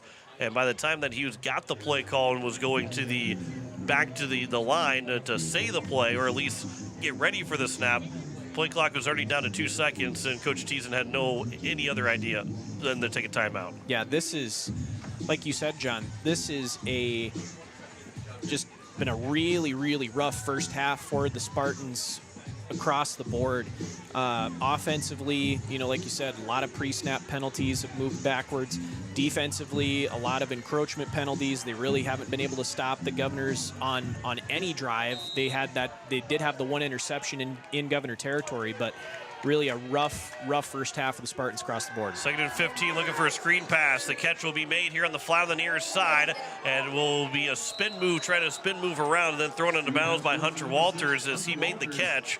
As they really tried to exacerbate the screen pass, and now there's still a penalty that is still down, though. Another penalty against Spearfish. Run.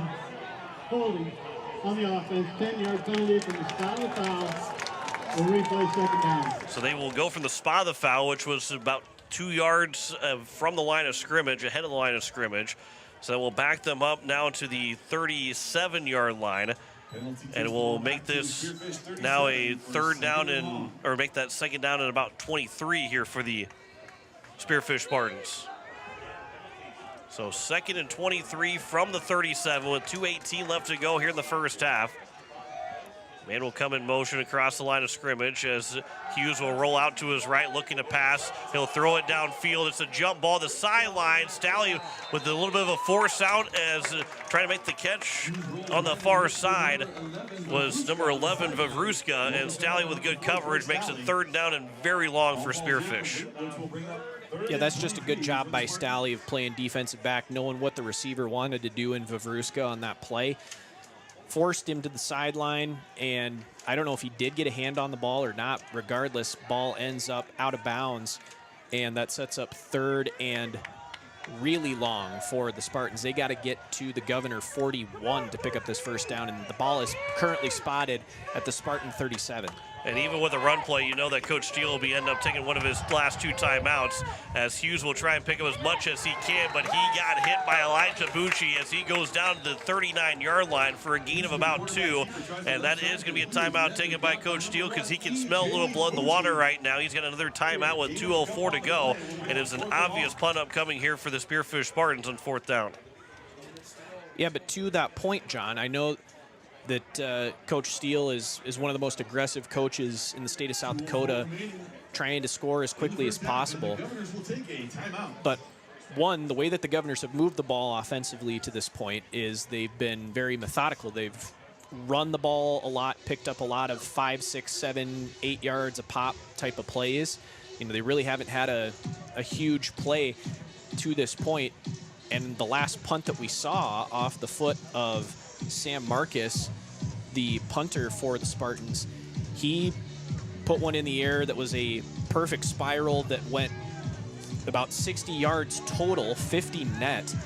So if he can do anything close to that again, that really pins the Govs back a long ways, and they're going to have to go basically the length of the field in under 2 minutes. So we'll see if there's a return of some kind here for the Governors. They've got Carter Shufflebein and George Staley back deep to return the punt, although they're both standing at around the 40-yard line right now, which would only end up being about a 20-yard net punt from Sam Marcus, which, you know, I know the wind is against him right now, as this will be a punt, spiraling punt. Shufflebein, he will let it bounce, and it will take a Spartan roll all the way inside the 20 to around the 17-yard line. And overall, Shufflebein was backpedaling.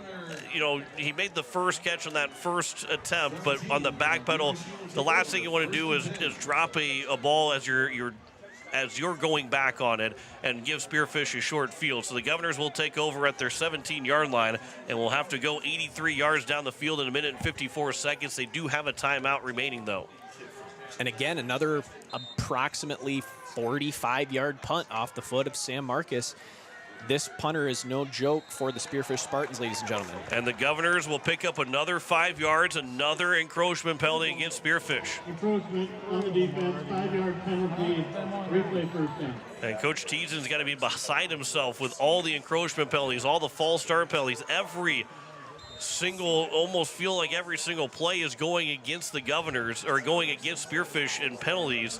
And the Governors want to take advantage again now. They've now moved up to the 22-yard line, 1st and 5. Without any time coming off the clock, too. At this point, you almost want to see if you can just continue to make them come across the line. Lounsbury looks to the pass here on 1st and 5. He's rolling out of the pocket, throws to the right side, low throw, Shufflebein. He makes the catch, but it does fall incomplete as he could not corral it underneath him. And it's now going to be 2nd and 5 from the 22. Only the 4th incompletion for Lounsbury tonight. And Lounsbury had a defender breathing down his neck, coming around his blind side, did get the pass off in time to Shufflebein, and Shufflebein almost made a really, really good catch. Design run here for Lounsbury on 2nd and 5. You get past the 25 to the 26-yard line. Is now 3rd down and 1. A gain of 4 here for the Governors, and it's 3rd and 1 for Pierre. And here comes E.J. Bucci onto the field. going to be more than likely a power run, although he has thrown the ball once and he has completed a pass this year. So Bucci will run the football, get a first down for the Governors. They still have a timeout remaining, but the clock does stop momentarily for a first down with 1:17 to go, as it will be a gain of about 3 for Bucci. And it's a first down and 10. A new set of downs with 1:15 to go and now counting again as Lounsbury will get back in there to throw the football again. Empty backfield here on 1st and 10 from the 29. Gain of 3 for Bucci on that play. Pocket collapses quickly. Lounsbury rolling to his right, throws down the sideline. It is intercepted. On the near side, it is Carson Sire that makes the interception. He was looking for Dilges, looking for Carter Merrill, also as it was Carson Sire that makes the interception, and it's at 1st and 10 for Spearfish with 59 seconds to go from the Spartan 42-yard line. Yeah, that's Sire's second interception tonight, John. He is a ball hawk, and now the Spartans have the ball from their own 42-yard line, so they do have to go, 58 yards to make it a one-possession ball game, or they potentially just need to get it into field goal range to allow Sam Marcus to maybe have a shot at getting him 3. So empty backfield here. 5 wide receiver set is a design run for Hughes. A flag comes in and no gain on that, maybe a half a yard gain on that first down carry. But there is a flag in the backfield that will most likely go against Spearfish with just 53 seconds remaining. Matthew Medina is the one that's going to get called for this penalty. Flag on the play. During the play, holding on the offense, number 59. First down, the clock will start on my ready.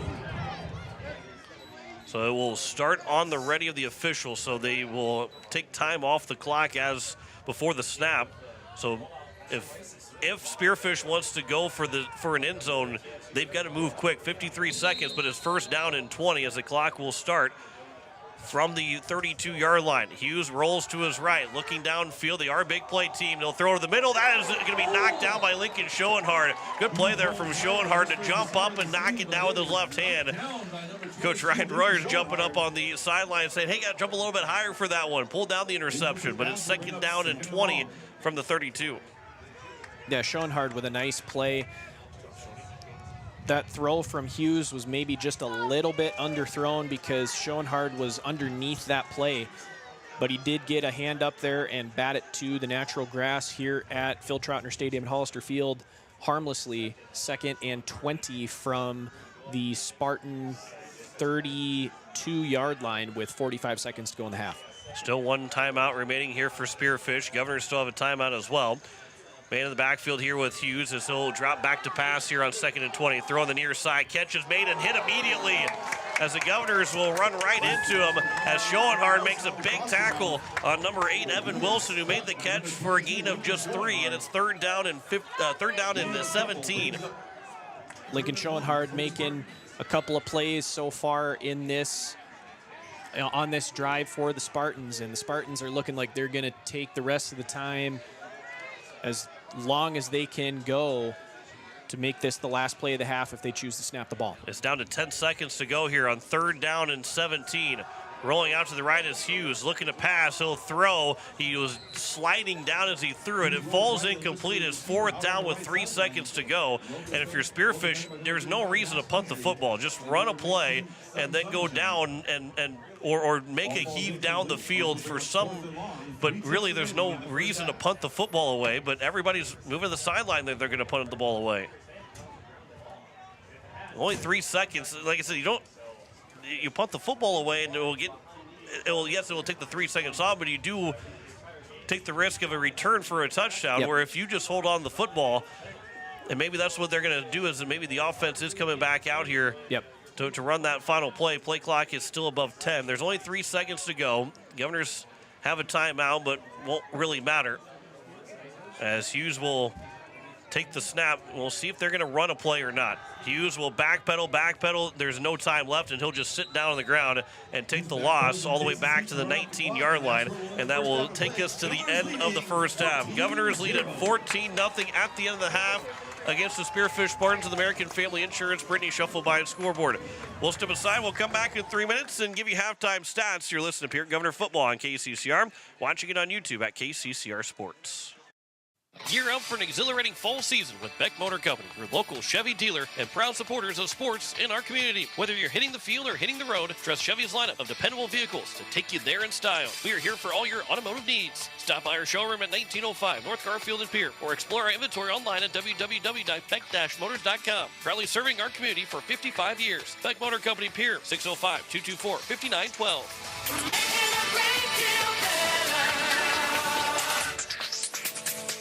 You just got a quote from a company and are now being billed for not choosing them. Many contracts have what's referred to as a contingency agreement. These typically state that if you don't go with them, you, after insurance has approved the repair work, will be charged a percentage of the job they quoted. Ask up front if they charge to provide an estimate. Never sign anything that you haven't fully read or understand. If you have any questions, reach out to the South Dakota Office of Attorney General's Consumer Protection Division at 800-300-1986.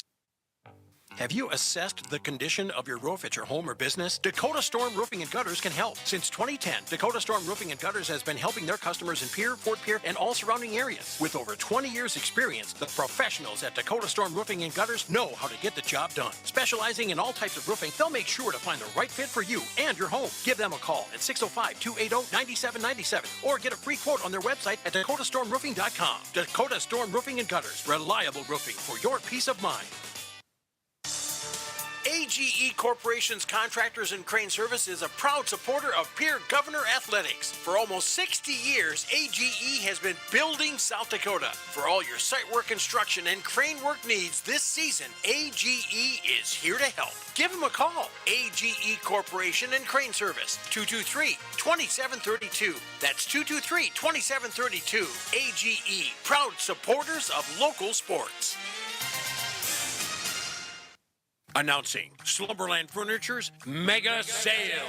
Slumberland Furniture is offering up steep discounts on existing inventory and huge price cuts on clearance and floor models in store. Slumberland's Mega Sale doesn't stop there. In the Sleep Solutions area, Slumberland has brought back their popular any-size mattress one low price on twin, full, queen, or king, with prices starting as low as $99. The Mega Sale happening right now at Slumberland Furniture. Slumberland Furniture on the Truck Bypass in Pierre and slumberland.com.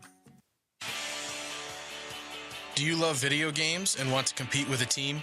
The Boys and Girls Club of the Capital Area is starting a new esports academy for students in grades 4 through 12 to learn and compete alongside their team against other clubs across the state and country in games like Rocket League, Super Smash Bros., and Valorant. For more information and to sign up, go to bgcaparea.org/programs/esports-academy. We can't wait to have you on our team. Back here at Hollister Field, it is halftime between the Pierre Governors and the Spearfish Spartans. John Winkler alongside Blake Dean as the Governors have a 14-0 lead over Spearfish. As we look at the stats so far, where we'll start with the scoring drives, which are both for the Governors. It opened up the game with 11-play, 80-yard drive, went 21-yard touchdown catch for George Stalley from Caleb Lounsbury. As the Governors struck first on that first drive, took about half the quarter to make that first drive count for a touchdown. A missed field goal on, or I can make that a punt, was a 3-and-out from the Spearfish Spartans. Punted the football. The Governors then end up throwing an interception on that next drive. One of the 5 incompletions on the evening for Caleb Lounsbury. He has 2 interceptions overall. Then a missed 27-yard field goal by Sam Marcus, who had a line drive kick that kept it at 7-0. Then the Governors got the ball at the 20-yard line again, where they took it 12 plays, 4 of those 80 yards, and a 3-yard touchdown run for Elijah Bucci to make it 14-0. Then another punt from the Spearfish Spartans after they had their biggest play of 32 yards. And when we get to the halftime stats and tell you the total, that 32-yard is a big play for the Spearfish Spartans overall. Otherwise, it would be minus yards in total for them in the first half. Then the Governors threw an interception. Caleb Lounsbury trying to get something going in that final drive of the first half and threw it on the near side and ended up being an interception for the second time in the first half. And then Spearfish didn't have enough time to have any kind of possession that final couple seconds and ended up getting us to the half. So the Pierre Governors are outgaining the Spearfish Spartans 229-27, so by 202 yards in that first half. Carter Merrill's got 73 yards on the ground on 14 carries. Elijah Bucci's got 40 yards and 5 carries and a touchdown. Then Lounsbury with 4 yards on 1 carry. He is 10 of 15 for a 2 touchdowns, and makes that 8 touchdowns and 2 interceptions for 112 yards, as George Stalley has got 4 catches for 35 yards and a touchdown. Cooper Twilliger with 2 catches for 16 yards. Carter Shufflebein with 2 catches for 11 yards. And Lincoln Dilgis has 1 catch for 46 yards, another catch, but 50 yards in total for Lincoln Dilgis, as those 229 yards of offense. For the Spearfish Spartans, it is just 27 yards of total offense, because they have 8 yards rushing from Evan Wilson, excuse me. It is Eisenberth that lost a yard. Hughes ends up losing 10 yards in that final play. You have to put it down as a loss. So he lost 15 yards in total, so they have minus 8 rushing yards in total for the first half, and then have just 35 yards of passing, as Hughes is only 1 for 6 for 3 yards to Wilson, and it was then Sire that threw a 32-yard pass to Dylan Doran for his only completion, the only time, one of 2 times that he took a snap the entire first half. So they have 27 yards of total offense, and 32 of those 27 yards, which is odd to say, but 32 of those 27 total yards went on 1 play. Yep. So this Pierre Governor defense has been very good tonight to limit Spearfish to basically nothing through the first half. Yeah, aside from that 1 play, to your point, John, Spearfish has negative yardage in the first half. That is unbelievable. Huge job by this Governor defense of clamping down to this point. And, a lot of it, not just has the Governor defense been really good. The other aspect to that is Spearfish has put themselves behind the sticks numerous times on pre-snap penalties, or pushed themselves back to closer to their defending their own end zone and moving the Governor offense up numerous times. That's been the story of the game. Not only has the Governor defense been fantastic being able to stop the Spartans from moving the ball at all offensively, apart from 1 play, the Spearfish Spartans we lost count of how many penalties they had in the first half, because it was numerous on both sides of the ball, whether it was offensive holding or false starts when they had the ball, or the number of encroachment penalties that they had when they were on defense that allowed the Govs to continue to extend drives and continue to move the ball down the field. And to your point earlier, I think Coach Tom Thiessen in the locker room at halftime is not very happy with the output that the Spartans had in that first half. Well, the Governors on that first drive went 80 yards. They only picked up, on the stat side, 65 yards of offense, and that includes a 10-yard penalty that they also had against them. So that would also mean, you could have 90 yards of offense. Well, you only had 65 because of all the encroachment penalties that continued to go against the Spearfish Spartans in that first drive. And then, so in the second in every drive so far, that Spearfish has not had a clean drive of not picking up a penalty of some sort, as the Governors are led in tackles by Trevor Rounds in that first half with 4 tackles, with 1 being a tackle for a loss, and we'll get credit for a sack as well. Elijah Bucci and Lincoln Schoenhardt each with 3 tackles for the Governor defense, who has just been smothering the Spearfish Spartans offensively in the first half. 14-0 is their score at the end of the first half. We'll come back in 3 minutes. We'll give you score updates from around the state. Back in 3 minutes here on KCCR, and you're watching it on YouTube at KCCR Sports. Is it the competition that keeps bringing you back? The long-standing rivalries? Or is it seeing friends again and cheering on your favorite team? At First Dakota, we're here for it all. We appreciate the fans, the players, the coaches and officials, the concessions crew. The shared community experience is part of what makes life here great, and we're here for it. See you at the game. First Dakota National Bank, member FDIC. Are you building a new home or remodeling the old? Adding a fireplace can make a house a home. Olson Plumbing in Pierre carries a full line of Heat-A-Later fireplaces. Whether your taste is traditional or contemporary, Olson Plumbing has a great selection of Heat-A-Later fireplaces that will fit any style. Whether you're building new or updating, call Olson Plumbing. Heat-A-Later Fireplaces, the first name in fireplaces. Olson Plumbing in Pierre is your source for the industry's largest selection of indoor-outdoor fireplaces, either gas or wood, and outdoor fire pits. Stop by their showroom at 2803 East Wells or give them a call, 224-6436. Let Country Carpet and Flooring in Pierre help you update your home or office with the latest in hardwood, laminate, ceramic, vinyl, and carpet fashions. With over 30 years of flooring fashion and solutions, Country Carpet and Flooring makes choosing the right items fun and easy. For the latest design in flooring, call 224-9297 or stop by 414 East Sioux Avenue. Country Carpet and Flooring in Pierre. Home Care Services is a private agency committed to providing expert advice and specialized care to those who want to remain living independently at home. Home Care Service has a team of nurses, caregivers, and administrative staff that offers 30-plus years of in-home support services to our local communities. For more information about Home Care Services, call 224-2273. Expert advice, professional care. Home Care Services, 224-2273.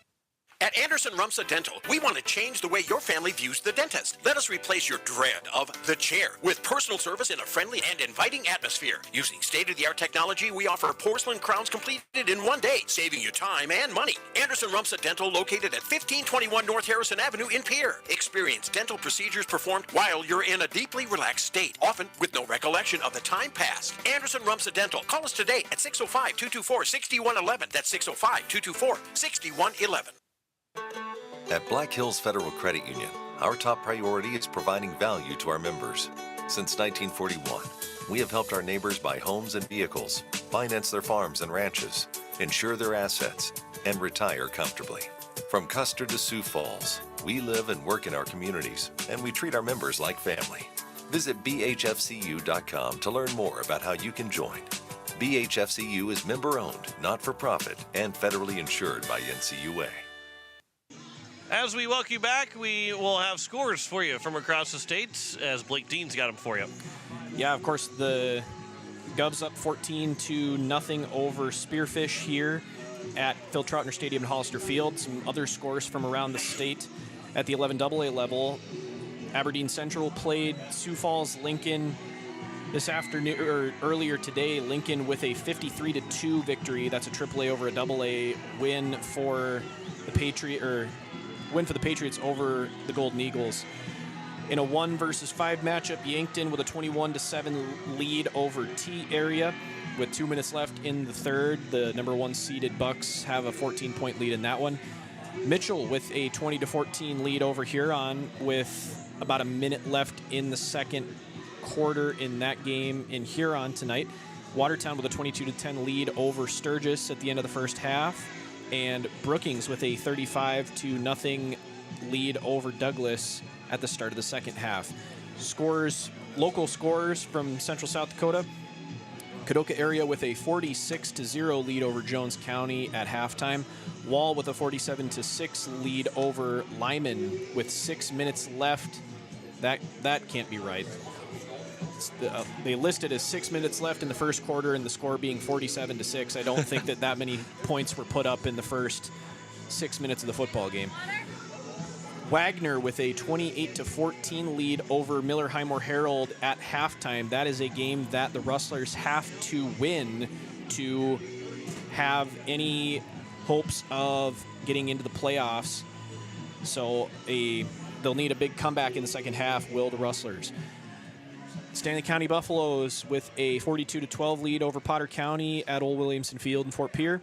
And Sully Buttes with a 60-6 lead, or Sully Buttes with a 60-6 win over Sunshine Bible Academy. And Centerville is currently winning their game, which would mean if they win their game this evening, that Sully Buttes would get potentially two home playoff games should the remaining seeds hold out. So the Pierre Governors with a 14-0 lead on the American Family Insurance Brittany Shuffleby scoreboard. Let's take one more break. Back in a minute. You're listening to Pierre Governor Football on KCCR and on YouTube at KCCR Sports.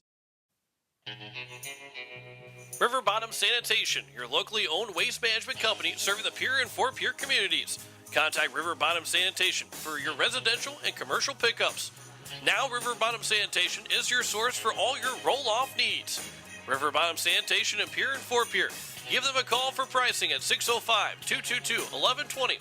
River Bottom Sanitation. That's 605-222-1120. Sanford Health Pierre Clinic provides comprehensive and convenient care to Pierre, South Dakota, and its surrounding communities. We care for all your health needs, including preventive care, pediatric health, annual checkups, chronic disease care, and more. Schedule an appointment today at 605-224-0369. Ask about our heart health specialists. Visit this clinic on the third Wednesday every month. Sanford Health Clinic, Pierre, 605-224-0369. Back here at Hollister Field as we are set for the second half. Here, Governors lead at 14-0 in the American Family Insurance Brittany Shufflebine scoreboard. New York Mets beat the Los Angeles Dodgers 12-6 in Game 5 to force that series back to LA on Sunday. Game 7 would be Monday, and they would play that on Monday at 7 o'clock Monday night. And Game 6 would be, if necessary, for Cleveland and New York. That's a 4:08 start time. Cleveland down 3-2 to the Yankees right now in the top of the fourth. We've got two college football games, Tennessee, Alabama, and Texas, Georgia tomorrow on KCCR. Two really good college football games. Excellent games. Top 10 matchups, top 5 matchups as Carter Templeton will kick this one away to get us started here in the second half, as the reception will be made around the 6-7 yard line.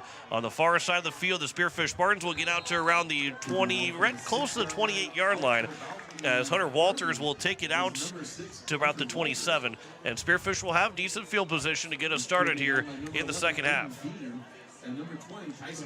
Aiden Beam and Tyson Paulston on the tackle. That sets up Spearfish for 1st and 10 from their own 29 yard line, with just 6 seconds gone here in the second half. So just 32 yards of total offense, make that 27 yards of total offense, and a 32-yard play that got them into positive territory in yards in that first half. It'll be 1st and 10 from the Spearfish 29. Receiver here on the near side, shotgun formation. Man goes in motion, they'll play action, and Hughes will be design run. Maybe more of a read option for Hughes, and he's got a gain of about 1 or 2 yards past the 30 to the 31, as a gang of Governors will tackle. Yeah, Hughes just going off right tackle. Baxter Schremp making the tackle, as well as Trevor Rounds. So officially a gain of about 2, setting up 2nd and 8 for the Spartans. Near side, 2 receivers, shotgun formation again. They get this blown dead as they're trying to give it to Walters in the backfield, which again would signify that is the illegal shift against the Spearfish Spartans. That will stop the clock and push them back again. Illegal shift on the offense. 5-yard penalty, replay, second down. So now second down and about 12 here for the Spearfish Spartans after another penalty against Spearfish. So they're trying to stop the false start penalties. They're trying to stop the encroachment penalties, but yet they still end up getting called for an illegal shift that still drops them back 5 yards and makes it, again, a difficult spot to be second down and long beyond the sticks right now. 2nd and 12, 13 yards, as this will be a handoff to the far side of the field. That'll be for Lathan Lucas, as he will try and cut it back. Gets inside the numbers, but he can't get much of anything else. Maybe a gain of 1, and it's 3rd down and 12 here, 3rd down and 11 for the Spearfish Spartans. Yeah, nice play there by the Governor defensive line to really hold the running back in Lucas to a gain of about 1. So 3rd and, again, 11, Spearfish putting themselves behind the sticks from their own 28-yard line. 10:25 to go, opening possession of the second half. This will be a handoff again for Spearfish. They've got nothing going on the ground, as really no gain, as that was by number 33 and Mick Bosch that had the carry. And it goes for no gain, and it's 4th down and long for Spearfish. Yeah, and again, we get to see Sam Marcus come out on the field for a punt opportunity. He has been a weapon for the Spartans. Pat McAfee would be proud. as Marcus will take the snap for the punt. It'll be a line or a end over end kick.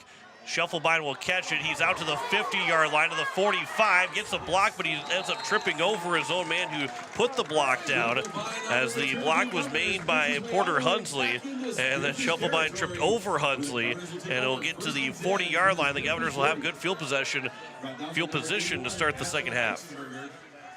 Yeah, nice job of making sure that he secured the catch with Shufflebein and making a couple guys miss, and now they've got the ball, the Governors in Spartan territory. 1st and 10 from the Spartan 40. Caleb Lounsbury, 112 yards passing in the first half.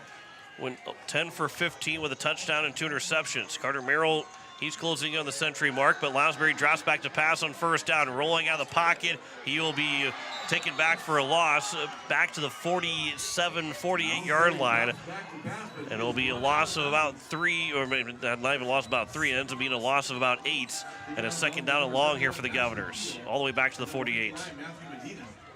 Yeah, they were trying to probably do something similar where they were getting Lounsbury on kind of a bootleg to the near sideline and trying to hit a crossing pattern across the field.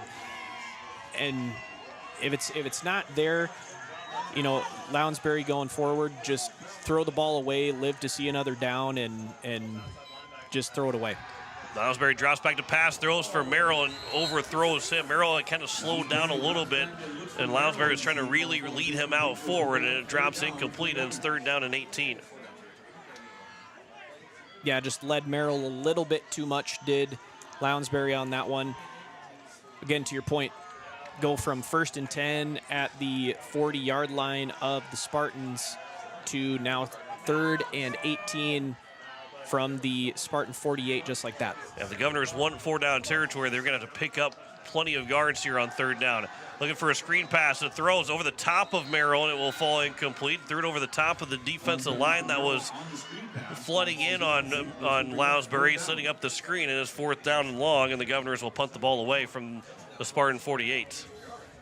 Yeah, that was 59 in Medina, number 71 in Asher Pyle, and number 77 in Samuel Marcus, putting the heat on Lounsbury and caused him to overthrow Merrill on the screen pass, to your point, and that will set up a punt. Lounsbury back to punt. It's a low punt, or a low snap, and then the punt is a good one from Lounsbury. Is picked up inside the 10, and a couple tackles are missed before he's run out of bounds. That was by number 4 and Dylan Doran. And Doran will get to around the 24-yard, make the 21-yard line when they'll spot him out. And that would have been the Governors maybe able to stop them, the Spartans inside the 10, maybe 5-yard line, but able to pick it up and run it down the field to the 21. That's a huge play for Doran. Yeah, nice play by Doran. And he potentially looked like he could have been bouncing that off down the near sideline and going for a long ways, but Sam Larson, the sophomore sophomore fullback linebacker, making the play. We hand off here in the backfield as spinning off the first tackle, runs right into Bucci, as it was Trevor Rouse that got in the backfield, and it was Hunter Walters that spun into Elijah Bucci, and it's a gain of about 1 for Walters. Yeah, nice job there by Rounds to get in the backfield and kind of disrupt things to start with. And to your point, Bucci finished him off. And that sets up 2nd and 9 for the Spartans from their own 23 with under 9 minutes to go now in the 3rd quarter. 2nd and 9 here for the Spartans. 2 down linemen for the Governors. Handoff for Walters again as he's able to find his way past the 25. He's run down behind by Bucci, and he'll get to the 26, 27-yard line and make it manageable here on 3rd down. It ends up being a gain of 5, and make that a gain of 4, and it's 3rd down and 5. Yeah, E.J. Bucci just rallying to the football right now. A couple of tackles on consecutive plays for the senior linebacker for the Governors, but that sets up 3rd and 5 to your point, John. And the Spartans are really taking their time getting onto and off the field, making substitutions. Now under 8 minutes to go. Play clock is under 10, and a timeout had to be taken by Coach Teason. They had the offensive line up to the ball, then they had brought them back to the huddle. And then Spearfish takes a timeout with 7:52 to go here in the third quarter. And that's, down by 2 scores right now for Spearfish. Obviously, you got to take a timeout. You don't want to push it back to 3rd and 10 and take a delay game. But that's a timeout that you hope that you don't need to go back and wish you would have had in your back pocket. Yeah, absolutely. That is a big loss of that timeout for the Spartans, to your point. I think it was just maybe some confusion being on what play they were going to run on that 3rd down play. And they lose a timeout, to your point, and that might come back to bite them later on in this ballgame. So 3rd down and 5 coming to the timeout with 7:52 to go from the Spearfish 27-yard line. Moving from right to left on your radio dial as we are in the third quarter with the Governors leading 14-0. Both teams punted the ball on their first offensive possession. Now the timeout play action, looking downfield, looking to the near side. Stosher, that's going to be a pass interference as he did not play the football at all and just pushed down number 4 in Dylan Doran. And it'll be a 15-yard penalty against Carson Stosher in the first down here for the Spearfish Spartans as they finally get a penalty in their favor. On the defense, number 0. 15-yard penalty from the previous spot.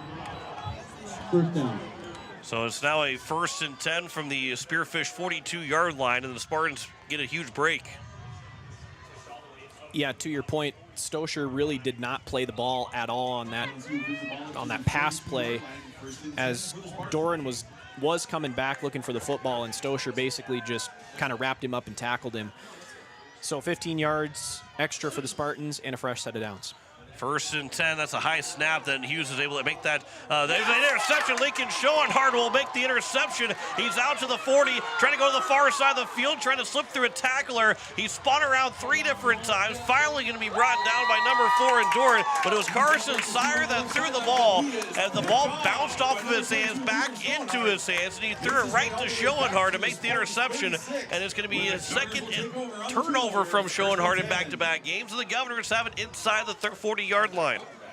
Yeah, that play was really kind of not going well off the start, as that snap to Sire was almost over his head. So he had to corral it, and then he thought he had somebody wide open on the near side of the field, but he did not see Lincoln Schoenhardt lurking back there, and he steps in front of the pass, picks it off. I thought he might have a chance to take it all the way back for a touchdown, but Lincoln Schoenhardt goes and picks it off. He is wrapped up at the 36-yard line of the Spartans. So again, really good field position for the Governors to start their second drive of the second half.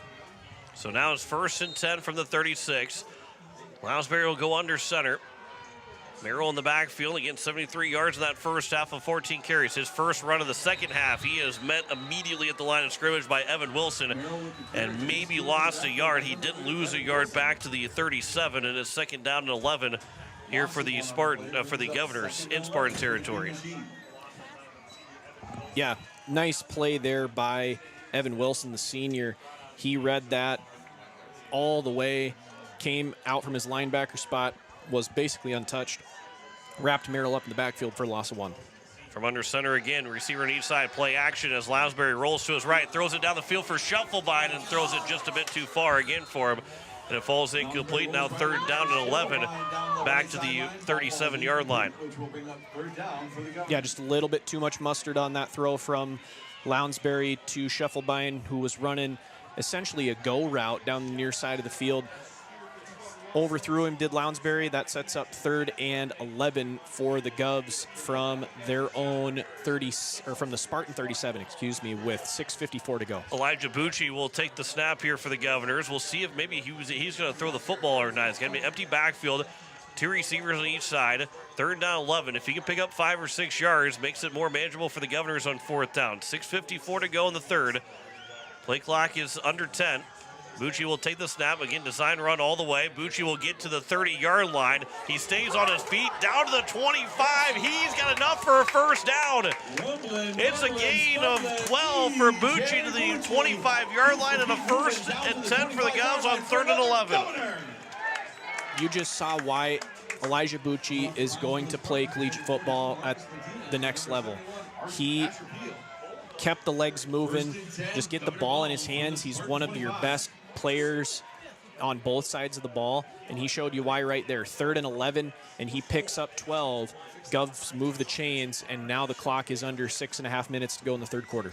Pistol formation here on 1st and 10 from the 25. Handoff for Merrill. He is wrapped up, and he is thrown back in a suplex style. Asher Peel makes the tackle, and it ends up being a gain of just 1, and it's 2nd down and 9. Give him 1 yard on the carry, brings up 1 yard there for Merrill. He's now got 73 yards on 16 carries to this point. Just keep feeding him the football. Good things are gonna happen when the ball's in Carter Merrill's hands. Clock ticks under 6 minutes to go here in the third quarter. Governors are trying to extend this to a 3-possession lead. If they can pick up points of any kind, even a field goal will put this a 3-possession ball game. Staley will come to the near side with a man in motion. Pistol formation here on 2nd down and 9. Toss in the backfield for Merrill. He's got a lot of space as he's going to try to cut up the field inside the hash marks. He gets inside the 20 to around the 17-yard line and picks up about 7, and it's now 3rd down and 2 here for the Governors. 80 yards on 17 carries now for Merrill. That is an average of 4.7 yards per carry.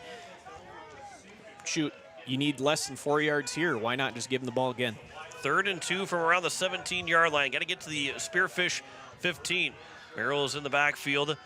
Receiver on each side. Handoff from Merrill from under center, but he is wrapped up. Governors couldn't block enough for Merrill, and it's now 4th down, a loss of 1, as it was Lathan Lucas that will make the tackle. And Bucci will come in, and it'll be the 18-wheeler package here for the Governors on 4th down after the loss of 1.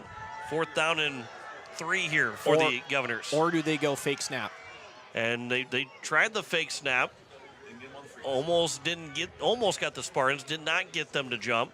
Now Staley will come in motion here to the near side. We'll see, maybe they try it one more time. Play clock is under 10.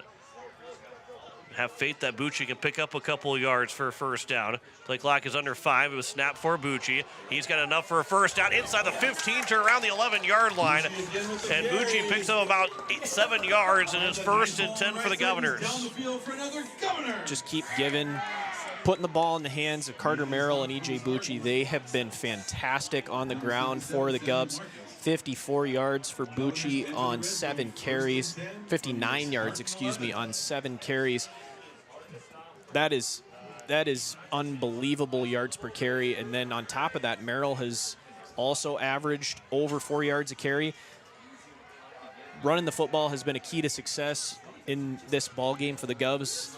This has been a fantastic sight to see potentially going forward. Merrill with the handoff. Looks like maybe a flag came in right at the beginning of the play. Merrill will run it straight into the end zone for a touchdown, but not a whole lot of celebrating. But there is a flag, and it looks like it will probably go against the Spearfish Spartans. The Pierre Governors to back up the Govs. Illegal formation on the offense. 5 minutes backfield. 5-yard penalty, replay 1st down. So they will move them back 5 yards, be 1st and 15 from the 16. So the Governors can pick up another 1st down, but it is 1st and 15 now from the 16-yard line. With 3:38 to go in the third quarter, Governors have taken a lot of time off the clock here on this second drive of the second half. This is going to be the 8th play of the drive overall for Pierre. 2 receivers on the far side, pistol formation. 3:38 remaining here in the third quarter. Merrill in the backfield, shuffle by the receiver on the near side. Merrill gets the handoff, trying to bounce it out left side. He's being held up by one hand with his jersey. He's able to get to the 15-yard line. So to be a gain of about 2, make that gain of 1 for Merrill. It's 2nd down and 14. Lathan Lucas again. This kid is only a junior, Lathan Lucas, but he is flashing left and right, making a whole bunch of plays for the Spearfish defense, and he is keeping them in the ball game. 2 receivers here on the near side. Pistol formation. Rolling to the right is Lounsbury. He'll throw to the corner of the end zone. Catch is made. It is caught by Cooper Twilliger. Make that Lincoln Dilgis, but it is not enough for a touchdown. It might be just a yard short for a 1st down as well. They got him down to the 2-yard line, so it's 3rd down and 1. E.J. Bucci time. And Bucci will come in to try and run the football again. Ends up being a gain of 12. Make that a gain of 13 for Lincoln Diligence. And for Elijah Bucci trying to run the football in again. Bucci will take the snap, run it straight up the middle, powers his way to the goal line. No signal yet from either official. And I think it's going to be enough for a first down. They're going to give him the yard, and it's going to be 1st and goal from the 1. And I'm guessing that this next snap will be the exact same play call, John. I don't see there's any reason to change it, Blake. With 2:35 to go here the 3rd quarter, I think that you're pretty safe with the assumption as Elijah Bucci, and now we get a whistle. We're going to get a timeout, and it is going to be a timeout taken by Spearfish. Wow, that's their 2nd timeout here with 2:25 to go in the 3rd quarter. They've got only 1 timeout remaining, and I know it's 1st and goal from the 1, and Spearfish wanted for a defensive stop, but you got to feel like the Governors, the way they've played in this game, that they're probably going to pick up that yard for a touchdown, and you might need that timeout late in the game. Oh, absolutely. I am shocked that they decided to use this timeout right here. But, maybe they saw something that they didn't like in that formation and wanted to correct it and maybe try to push the Govs back or potentially get a penalty to push them back farther like the Govs did to Spearfish on the other side of the field. But to your point, that is another big timeout that now Spearfish doesn't have for the last quarter plus of this football game. So Bucci again will look to take the snap here for the Governors. He'll take the snap. He'll get to the goal line. He tries to get the ball over the goal line, but he was not in. They're going to spot him right down at the goal line again, maybe the 1-inch line at this point. No gain for Bucci, and it's 2nd and goal from the 1. And the Governors waste no time to get right back up to the formation. Bucci will take the snap again, try and power his way another time. Again, no signal. And again, the Spearfish Spartans stop. There's a reason why we're the broadcasters and not the coach. As Coach Teason's got at least 2 stops here on 2nd and goal from the 1. Now 3rd and goal from the 1. No gain brings up 3rd and goal.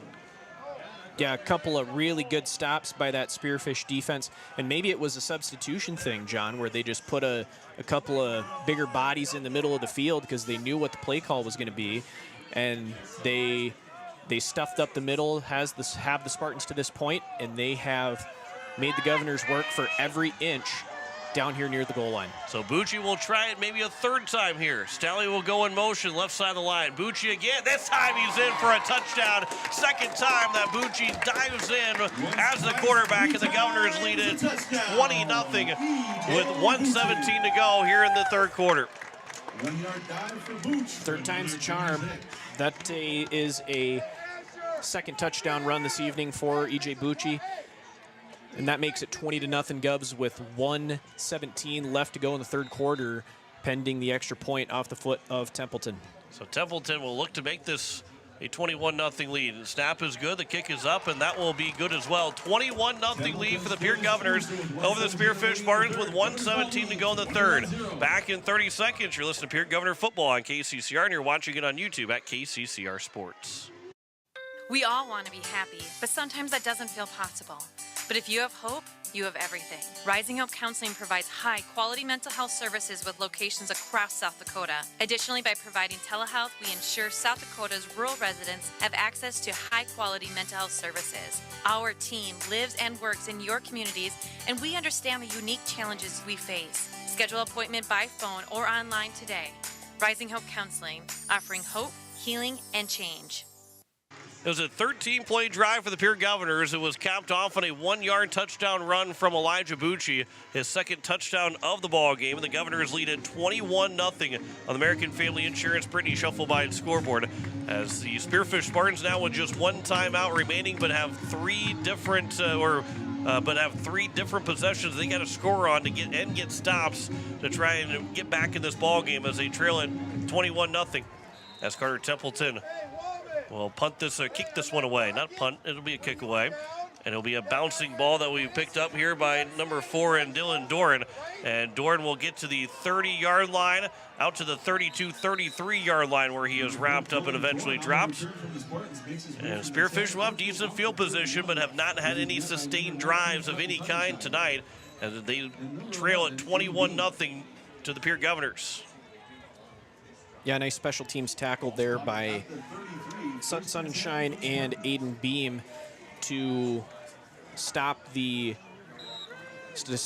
Doran from picking up any extra yardage, and that sets up the Spartans 1st and 10 from their own 33 with 70 seconds to go in this third quarter.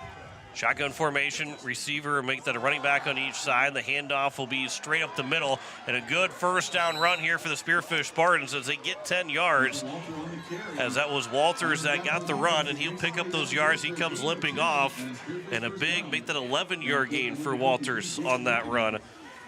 And it is 1st and 10 on the 11-yard run from Walters. He got 16 yards on 3 carries. Governors trying to get set defensively here. They've been moving around trying to find where they're supposed to go. Sunshine will help try and make a tackle here, as it'll be a gain that when the ball comes out late. And one was by Mick Bosch, his second run tonight. And 3 yards on the carry for Bosch. And it's 2nd down and 7 here for the Spartans. That might take us to the end of the third quarter as well, with the Governors leading 21-0. We'll call it a gain of just 2 for Bosch, make it 2nd and 8. Look like they maybe try and run one more play here in the third quarter. I think they will. 2 receivers out far side. Game clock down to under 10. Bosch will get the handoff again. He's wrapped up. He's thrown back by Jacob Mikkinen, and he's got no gain to make it 3rd down and 8, and that will take us to the end of the third quarter. Governors lead at 21-0 over Spearfish at the end of 3. Back in a minute with the fourth quarter. You're listening to Pierre Governor Football on KCCR. You're watching it on YouTube at KCCR Sports. Pizza Ranch in Fort Pierre is a proud supporter of Pierre Governor Sports. Bring your crew to the ranch. We have hot buffet options, including legendary pizza, the country's best chicken, savory sides, nutritious salads, and delicious desserts. Perched right on the river, our Fort Pierre Pizza Ranch is only minutes from the South Dakota State Capitol building and right down the road from where the Pierre Governors play. The Pizza Ranch in Fort Pierre. Go Govs!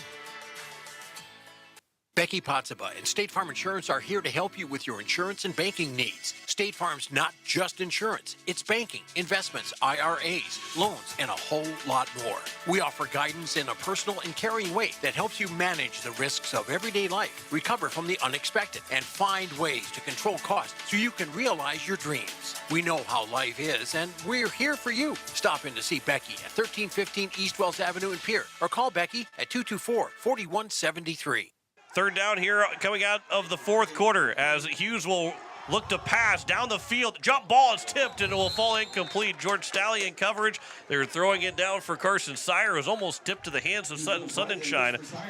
And it will be 4th down, and the Spearfish Spartans will bring out the punting unit. They don't go 3 and out, but they were pretty close to going 3 and out with the fact that the Spartans will get 1 first down run and then the next 3 plays put them out for a punt. Yeah, only a 4-play drive for the Spartans on that possession of the football.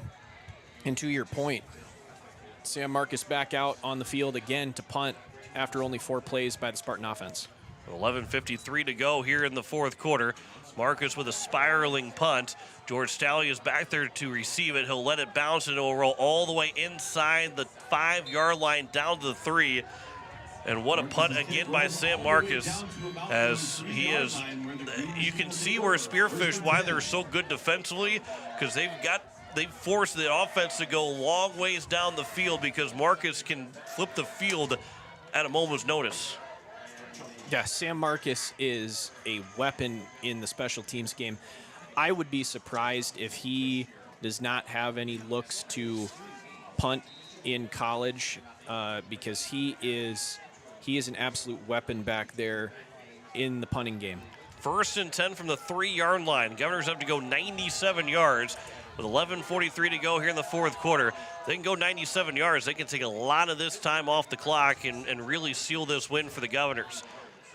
But it will be a handoff on the first down for Merrill, right up the teeth of the defense, gets to the 5-6 yard line, a gain of 3, and a good first down run just to get out of the shadow of the end zone for the Governors. And 83 yards now on the ground for Carter Merrill and 20 carries, and it's 2nd and 7 from the 6 yard line. Yeah, just a nice carry there by Merrill. Pick up 3, set up 2nd and 7 from the 6 yard line, getting the Govs out of the shadow of their own end zone. 2 receivers, far side of the field with the pistol formation. Spearfish almost jumped again to give the Governors another 5-yard penalty as we're a minute gone by here in the fourth quarter. Toss in the backfield here for Merrill. Cuts to the right, to the left side. Now a flag will come in as on the right side of the field. It's on the far side. We'll get another whistle and another penalty that will most likely go against the Pierre Governors. That will force them half the distance to the goal unless they want to decline it and turn it into 3rd down with no gain on that 2nd down run. I think that's honestly a good question to go talk with Coach Teason just because of how short of a penalty that will end up being. Holding on the offense. The penalty is declined. 3rd down. Now there's no gain on the run for Merrill, and you only go half the distance, so you end up being a 2nd down and 10 instead of 3rd and 7. So at that point, you might as well just take the penalty or take the game or take the play and make it 3rd down and 7. 10:48 left to go and counting here in the fourth quarter. We're going to go empty backfield here for the Governors. Shotgun formation. 2 receivers on each side.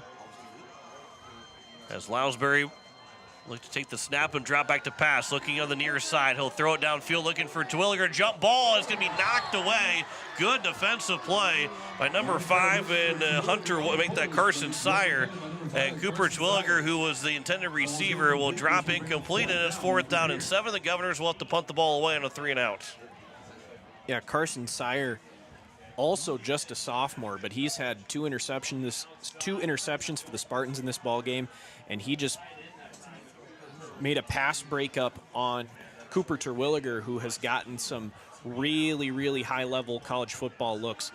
So Sire's a kid that is potentially college football bound as well, should he choose to pursue that route. Lounsbury with the punt. It was a fair catch. It was called for and caught by Dylan Doran inside the 35-yard line.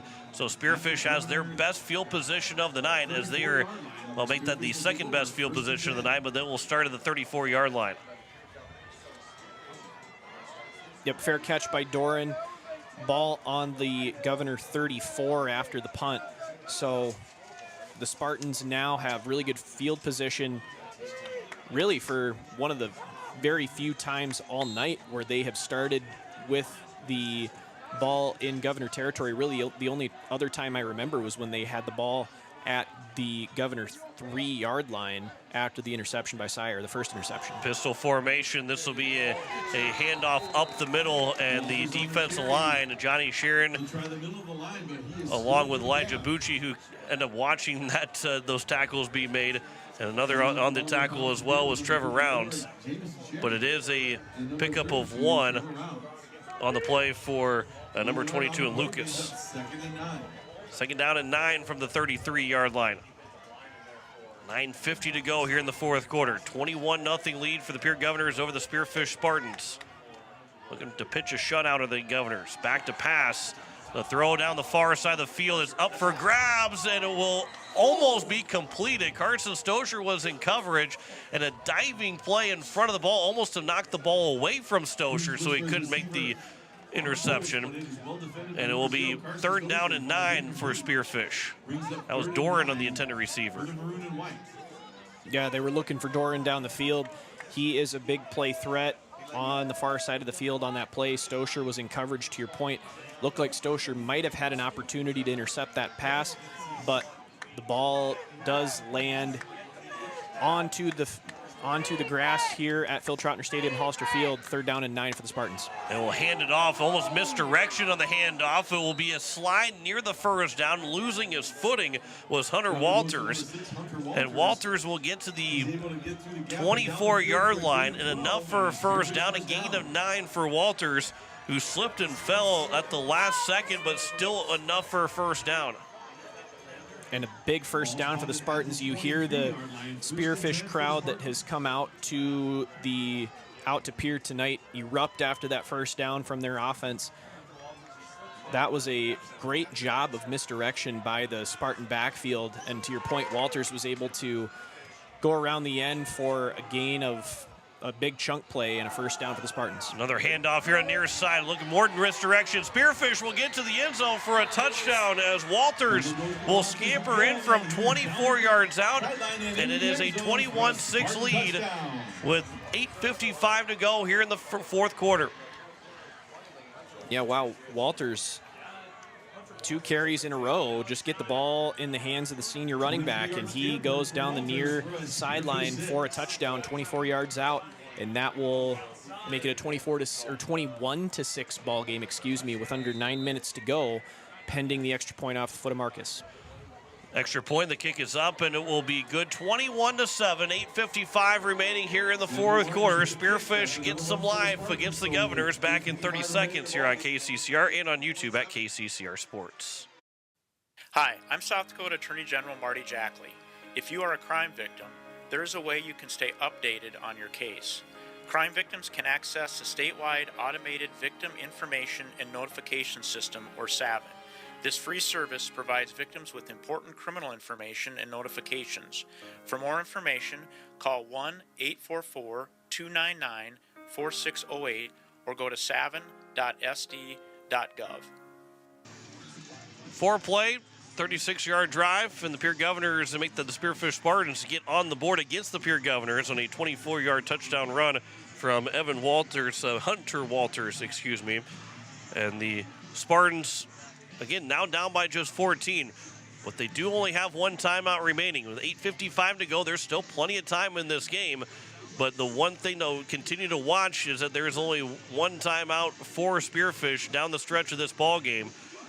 And after that defensive stand and the kicking ability of Marcus, obviously he can kick it down the field and force a touchback, but do you think about an onside kick with 8:55 to go to really get the momentum going? You know, that's a possibility, John, to your point. That's something that the Govs are really going to have to look at, and you do see Cooper Terwilliger about 10 yards from the football right now, so the Govs might be thinking the exact same thing and maybe have the hands team up front. Marcus, who gets a long run of the football, it's a short kick into open space. Bounces a couple of times, is picked up here in the middle of the field to the 35, to the 40-yard line, out to the 45. Governors will get it near the 50-yard line as Sutton Sunshine will take it out to the 50-yard line. And a big return for the Governors on what was a pooch kick type onside kick for the Spartans to try and maybe catch the Governors napping between the front of the hands team and back at the back deep to return. But Sunshine's able to pick it up and run a circle around to the 50-yard line. Boy, I don't think Sam Martin could have or Sam Marcus could have thrown that ball any better than he kicked it, John. That was excellent placement there by the Spartan kicker. Sutton Sunshine in the right place at the right time, though, and he takes it to midfield to set up the Govs 1st and 10. Handoff left side for Merrill. Right up the middle he goes, past the 50-yard line to the 42-yard line, a gain of about 8. And Carter Merrill is closing in on another century mark of a rushing game as it's 2nd down and 2 from the 42-yard line in Spearfish territory. Yeah, just a nice run there by Merrill, picking up 8 yards total right in between the tackles on that run for the junior tailback, and that will set the Governors up 2nd and 2 from the Spartan 42. From under center here for Lounsbury, the Governors will take their time here. Play clock is still above 10. Now we'll get to 10 with 8:05 to go and counting here in the fourth quarter. From under center, Lounsbury will take the snap and hand it off for Merrill again. Right up the middle he goes for another first down. He gets to the 35, 34-yard line. A gain of 8 again, and he unofficially is at 99 yards of offense on the ground, and the Governors have a first down from the Spearfish 34-yard line. Yeah, 23 carries for 99 yards, 4.3 yards a carry for Carter Merrill. We've talked about it multiple times that he has brought a lot of juice to this Governor backfield, and if he keeps picking up 4 yards a pop each time he touches the football, keep feeding him the ball the rest of the game. 7:25 to go here in the fourth quarter. Play clock is under 10, now under 5. Lounsbury will take the snap from under center. Another give for Merrill left side. He's going to get that century mark by just a couple of yards in this run, but he does have a gain of about 3. And it's going to be second down and 7 as he will make that second down and 8 from around the 32-yard line. A gain of 2 for Merrill, but 101 yards now unofficial for Merrill on the ground tonight. The game clock ticks under 7 minutes to go here in the fourth quarter. Yeah, Carter Merrill and E.J. Bucci have been fantastic offensively for the Govs tonight. Just get the ball in their hands and let them control the clock because, you know, as long as the Govs continue to run the football, clock is going to continue to tick, and Spearfish only has one more timeout. And Coach Steele will have to take a timeout. Governors were too slow that time to get to the line and get ready to go, as that'll be the first timeout taken here by the Governors in the second half with 6:33 left remaining in the fourth quarter. Next week, Thursday, it'll be Pierre Governors and the Douglas Patriots from Box Elder. We'll have coverage starting at 6:30 Central Time, 7 o'clock kickoff. That'll be a Thursday night football game to close out the regular season as the playoffs begin for 11B and 9-man. But we do have Pierre Governor volleyball next Friday, as they'll have their Dick Peak night against the O'Gorman Lady Knights, as we'll have coverage still at 6:30. So if you tune in next Friday for football, you missed it by a day, but we'll still have Pierre Governor Sports, as we'll have the volleyball match for you next Friday with a 7 o'clock first serve. Yeah, just some score updates while we're in the middle of the timeout here. Yankton does defeat T-Area 28-7 in that ball game. Huron with a 22-20 lead over Mitchell now with 2 minutes left in the third. Watertown up 35-10 on Sturgis. Brookings up 42-7 against Douglas. That game is just about wrapped up. Local teams from around the area. Kadoka area 52-0 over Jones County. That's a final. Wall 60-6 over Lyman. That's a final. We'll get you the rest of those scores here in a little bit. Shufflebind will go in motion to the right side of the line. Handoff for Merrill. He is wrapped up. He is dropped all the way back to the Spearfish 36, 37-yard line, as Cole Mallow will be the one to make the tackle all the way back to the Spearfish 37. And it'll be a loss of 5, and it's third down and 13. Yeah, what a great play there by Mallow to put the Govs now back behind the line, back behind the sticks now even, to make it 3rd and 13. So Lounsbury now from the pistol formation. Two receivers on the right side. Spearfish again almost jumped. That would have given the Governors those 5 yards back to make it 3rd down and 8. But instead it's still 3rd and 13. Lounsbury roll out to the right side, looking to pass towards the sticks. The throw will be just wide of Lincoln Dilgis. Falls incomplete, 4th down, and the Governors will have to punt the ball away. The rest of those scores that we were talking about earlier, Wagner with a 34-22 lead over Miller Highmore Herald. The Rustlers have just over a quarter to make up a 12-point deficit and keep their season alive. Stanley County over Potter County, 54-12 at the end of 3, and Sully Buttes with a 60-6 win over Sunshine Bible Academy. 4th down and 13 from the 37. Lounsbury will be the one to punt the ball away, trying to pin the Spartans back deep. It's a high punt. Doesn't go very far. It's picked up by the Spartans, who will be 4 or 5 different, make that 6 different Governors that end up making the tackle on the 21-yard line. The Spartan picked it up, and I don't think he realized that he didn't have to pick it up. It ended up being by number 42 in Marcus Medina. And the Spartans are kind of lucky that that didn't turn into a massive failure on the punt return, and they are at the 22-yard line where they will take over. And with 5:33 to go, they still have plenty of time to get back within 1 score and then get an onside kick as well. Yeah, that could have been very disastrous for the Spartans, and lucky that they didn't cough the ball up was Medina on that play, as he was smacked by Schmitz and Beam, amongst others. It'll be a design run left side for Hughes as he's trying to spin off that first tackler. He's able to get maybe a positive yard on the far side.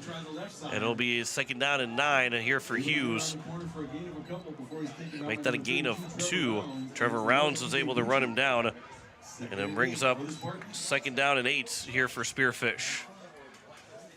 And they don't necessarily have to move too fast, but they've got to move quickly. They've got to score twice here in the last 5 minutes, and again with only 1 timeout to do it. 2nd down and 8. They'll hand it off this time on the near side. Walters, he is going to be run down. The Governors almost were able to pry that ball free. Was it Lincoln Schoenhardt that was able to get the tackle, or is it Jacob Mikkinen that got in the backfield first? It was Mikkinen, and Bucci was almost there to strip the ball away, but a loss of 2, and it brings up now 3rd down and 10. Yeah, nice job by Mikkinen to stop that play before it got started, and now the Spartans have the ball 3rd and 10 from their own 22 with 4.5 minutes to go in the ball game.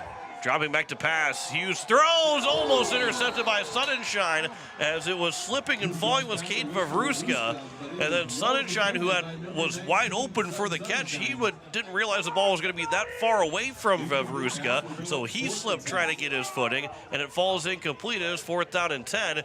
And you got to think Spearfish is going to go for it here with 4:22 to go, but some of the extra guys coming in the ball game might be out to punt the ball away. Hughes has only made 1 completion for 3 yards on 9 attempts for Spearfish. But if you're punting the ball away, you want Sam Marcus back there, and he's actually going to be the one snapping the football. Yeah, they're going to go for it here on 4th and 10 with 4:22 to go, really signifying that this could be the ball game right here. Hughes drops back to pass. Now they're going to look to run with the football. Now Hughes will throw it, and he's going to throw it incomplete. That was a play designed to fail from the start, as I don't know if Spearfish really knew what they were trying to run on that play. And it's a turnover on downs, and it's 1st and 10 for the Governors near the red zone. Yeah, like you said, that was just kind of it was a bit miscombobulated from the start. Hughes was rolling out to his left side, looking for a pass and maybe a completion. He was looking for Vavruska, but Vavruska was covered up very well by the Governor defensive backs. Turnover on downs for the Govs, and they've got 4:15 to salt this game away. Play action, looking for a home run ball down the far side of the field to the end zone. It is going to be caught by Shufflebine for a touchdown. 22-yard completion from Lounsbury to Shufflebine, and the Governors take a 27-7 lead with 4:09 to go in the 4th quarter. Or instead of salting the game away with 4:15 to go, you can just heave it to the corner of the end zone and get the ball in the hands of Carter Shufflebine, the sophomore wide receiver. Great catch in space, and that makes it a 28-6 lead for the Govs as Templeton bangs through the extra point. 28-7, 4:09 to go in the 4th quarter. Back in 30 seconds here on KCCR and on YouTube at KCCR Sports. At Wheelhouse Auto Body, we believe in treating our customers and their cars like family. Our service-focused team has over 50 years combined experience in the automotive repair industry. If you have a vehicle, big or small, that needs some TLC, Wheelhouse Auto Body team is ready to take care of you. Visit Wheelhouse Auto Body at 720 North Garfield or contact us at 605-494-0436. Wheelhouse Auto Body of Pierre. So just one play, home run ball from Caleb Lounsbury to Carter Shufflebine, 22-yard touchdown reception, and it's a 28-7 lead now for the Pierre Governors on the American Family Insurance Brittany Shufflebine scoreboard. As with only 4:09 remaining, the Pierre Governors are on their way to what will be their 4th win of the season and can get over 500 for the win against Douglas next Thursday. And for our listening area in Agar Blunt and Oneida, Centerville is down by 22 points to Corsica Stickney. We talked about it at halftime that if Centerville would have won that game, or if they do come back to win that game, Sully Buttes would get potentially two home playoff games instead of one. So the opportunity for the Chargers to get 2 home playoff games is looking less and less likely with Centerville being down 22. Templeton will kick this one away against the wind, so it's a short kick, but it's bobbled and it's loose and it's free for the Governors to pick back up. It was not grabbed by Dylan Doran, and the Governors fall on top of it. I believe it was Lincoln Schoenhardt that was the first one to get over there, but maybe it's Max Hunsley that comes away with the ball. I think it was Max Hunsley that ends up picking up the football, and it's a turnover, somewhat of a turnover for the Spearfish Spartans, but it's 1st and 10 for Pierre with 4:05 to go here in the 4th quarter. It is recovered by number 15, Asher Yeah, I thought it was Asher Vandenbos that got the fumble recovery. The junior linebacker, the junior defensive back was the one that got down the field first on kickoff coverage and was able to scoop it up after Doran muffed it. So now 1st and 10 from the 21-yard line. We'll see if the Governors want to run the football now or if they're going to go for another pass play. As we play action, they're looking to throw. The catch made by Terwilliger somehow was able to get to it, died for the pylon, and I think he's out on the 1-yard line. They maybe got him stepping out with the 1-yard line, and a gain of 20 for Terwilliger. Cooper Terwilliger is not 100%, ladies and gentlemen, but you would not have guessed that on that catch. What an athletic grab by the sophomore tight end, and you see why he is very highly regarded by college coaches across the country on that play. So they got him out of the 3-yard line and turns into a 17-yard gain instead of a 20-yard gain, and it's 1st and goal from the 3, and a handoff here for Merrill. Get him in the end zone. Carter Merrill to the end zone for a touchdown, and the Governors lead it 34-7. Right back in the score column for the Governors with 3:53 to go here in the 4th. Yeah, Carter Merrill, just get him the football after the momentum is already on your side after Terwilliger makes a absolutely unbelievable catch in an effort to get them as close to the end zone as possible. Merrill gets them the rest of the way there. He now has back to 99 yards on 26 carries and a touchdown. 34-7 Govs, possibly 35 if Templeton's able to bang this through, and he does. 35-7 lead here for the Pierre Governors with 3:53 left to go. There is a flag that will come out at the very end of that play. And I don't know if that's going to be against Spearfish or against the Governors, but it isn't going to be a sportsmanlike penalty against one of those teams. Well, we will take a 30-second break. You're listening to Pierre Governor Football on KCCR and on YouTube at KCCR Sports.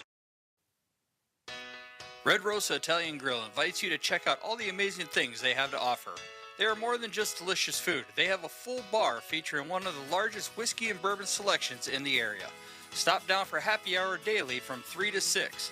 Lunch specials are served from 11 to 2 during the week. Open Monday through Thursday 11 to 9 and Friday and Saturday 11 to 10. Red Rosa Italian Grill, located at 808 West Sioux Avenue in Pierre.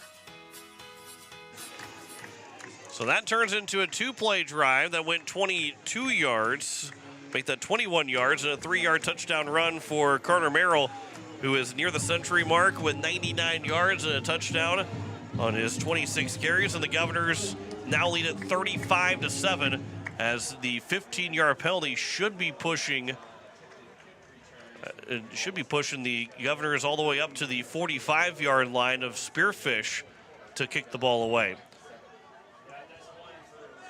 It was a personal foul that was against the Spearfish Spartans, and it's a 15-yard penalty, so that will push them all the way to the 45. So Templeton, you say at this point, hey, go kick it through the uprights. You're at the 45-yard line. Let's see how far you can kick this football. Yeah, very, very rarely do you see a kickoff that happens from inside the opponent's territory. You're typically kicking off from your own side of the field, but Govs are having the opportunity now with the penalty to kick off from the Spartan 45. So Templeton will kick it away. It'll be down the sideline and does get out of play in the back of the end zone. That would have been disastrous with the potential of getting that kick out of bounds. That would have put Spearfish only 10 yards away from where the kick had happened. But almost a little bit more chippiness it was the penalty was on Lathan Lucas, number 22, and then he almost was involved again after the play. But it'll be 1st and 10 from the 20-yard line for Spearfish with 3:53 to go. They now have to come back from a 28-point deficit. Yeah, you saw that Lucas was involved in some extracurriculars after the play.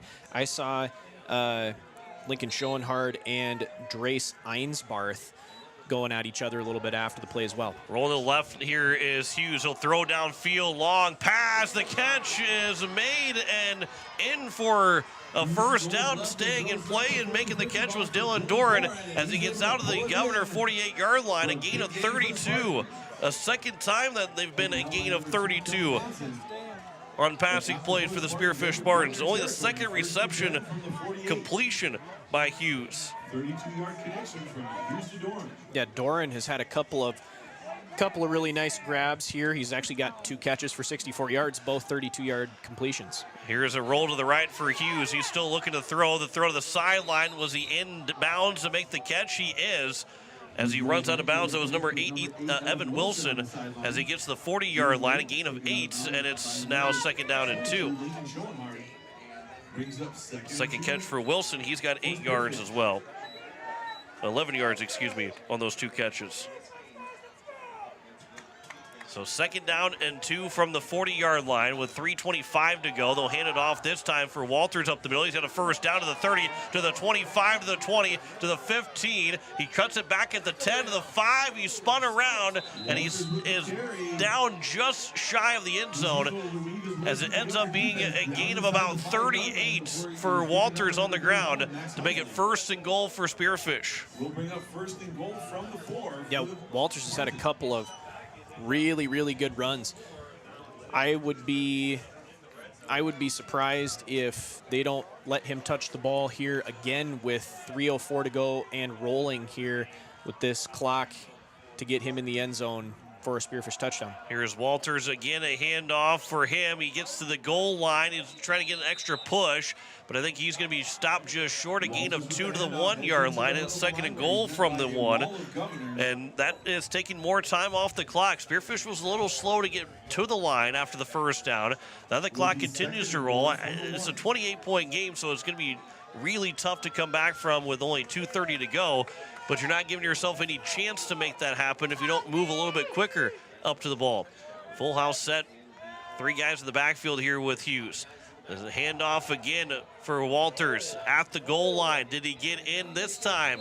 I think they're going to say he is stopped at the goal line again. No gain, and it's 3rd down and goal from the 1 again. Wrapped up in the backfield by number 32, Trevor. Yeah, Trevor Rounds making a huge play. And number 53, Jacob Mikkinen. Mikkinen in there as well, but no gain for the Spartans. 3rd down and 1 from their own 1-yard line. Now under 2 minutes left to go in the ball game. And only 1 timeout, so they have to score, but they've wasted a lot of time to try and get in the end zone.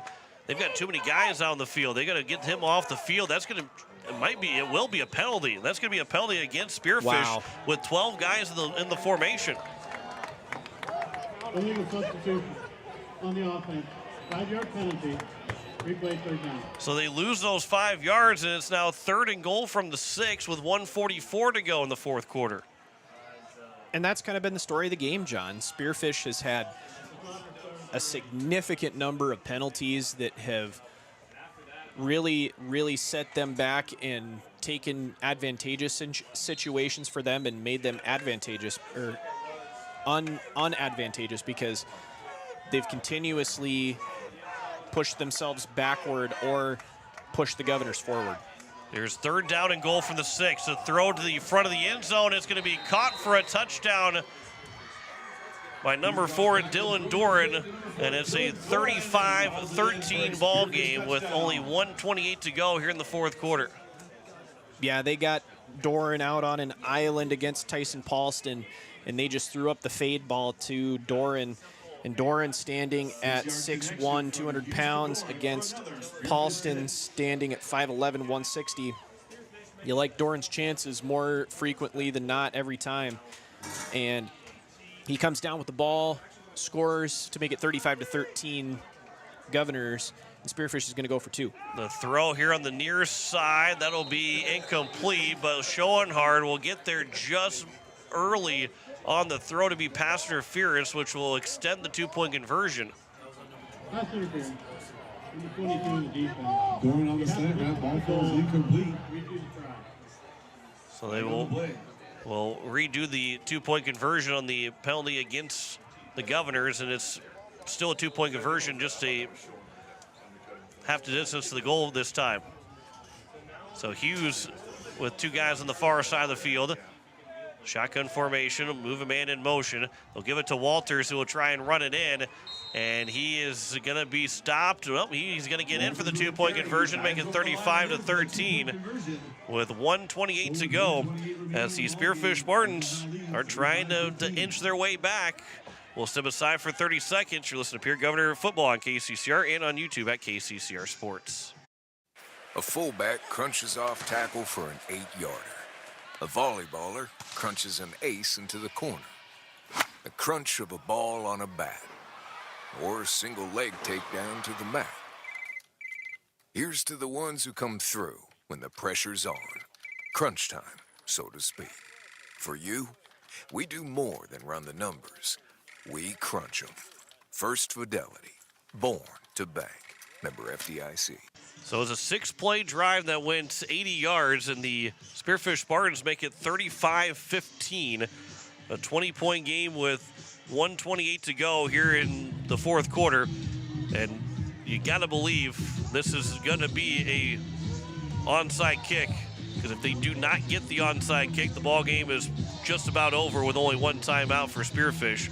Just a couple of victory formations. So here the onside kick, bouncing ball that's going to be easily wrapped up here for the Governors and Carter Merrill, as it will be 1st and 10, but there is a flag. I would think that would be against Spearfish. The Governors would decline it and keep possession of the football. So we'll hear the call here from the official.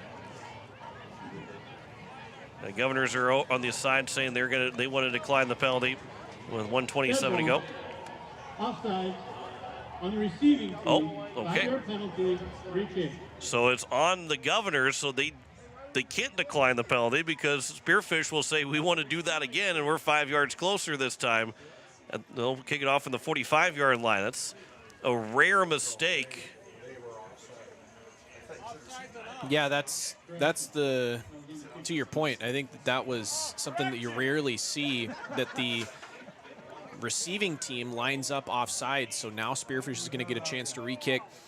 And we've talked about it ad nauseum tonight. Well, at least I have. Sam Marcus is an absolute weapon in the kicking game. Well, now they're backing him up to the 35, which was not right. It's got to be at the 45, because if it's against the Governors, it should push them up 5 yards, not back them up 5 yards.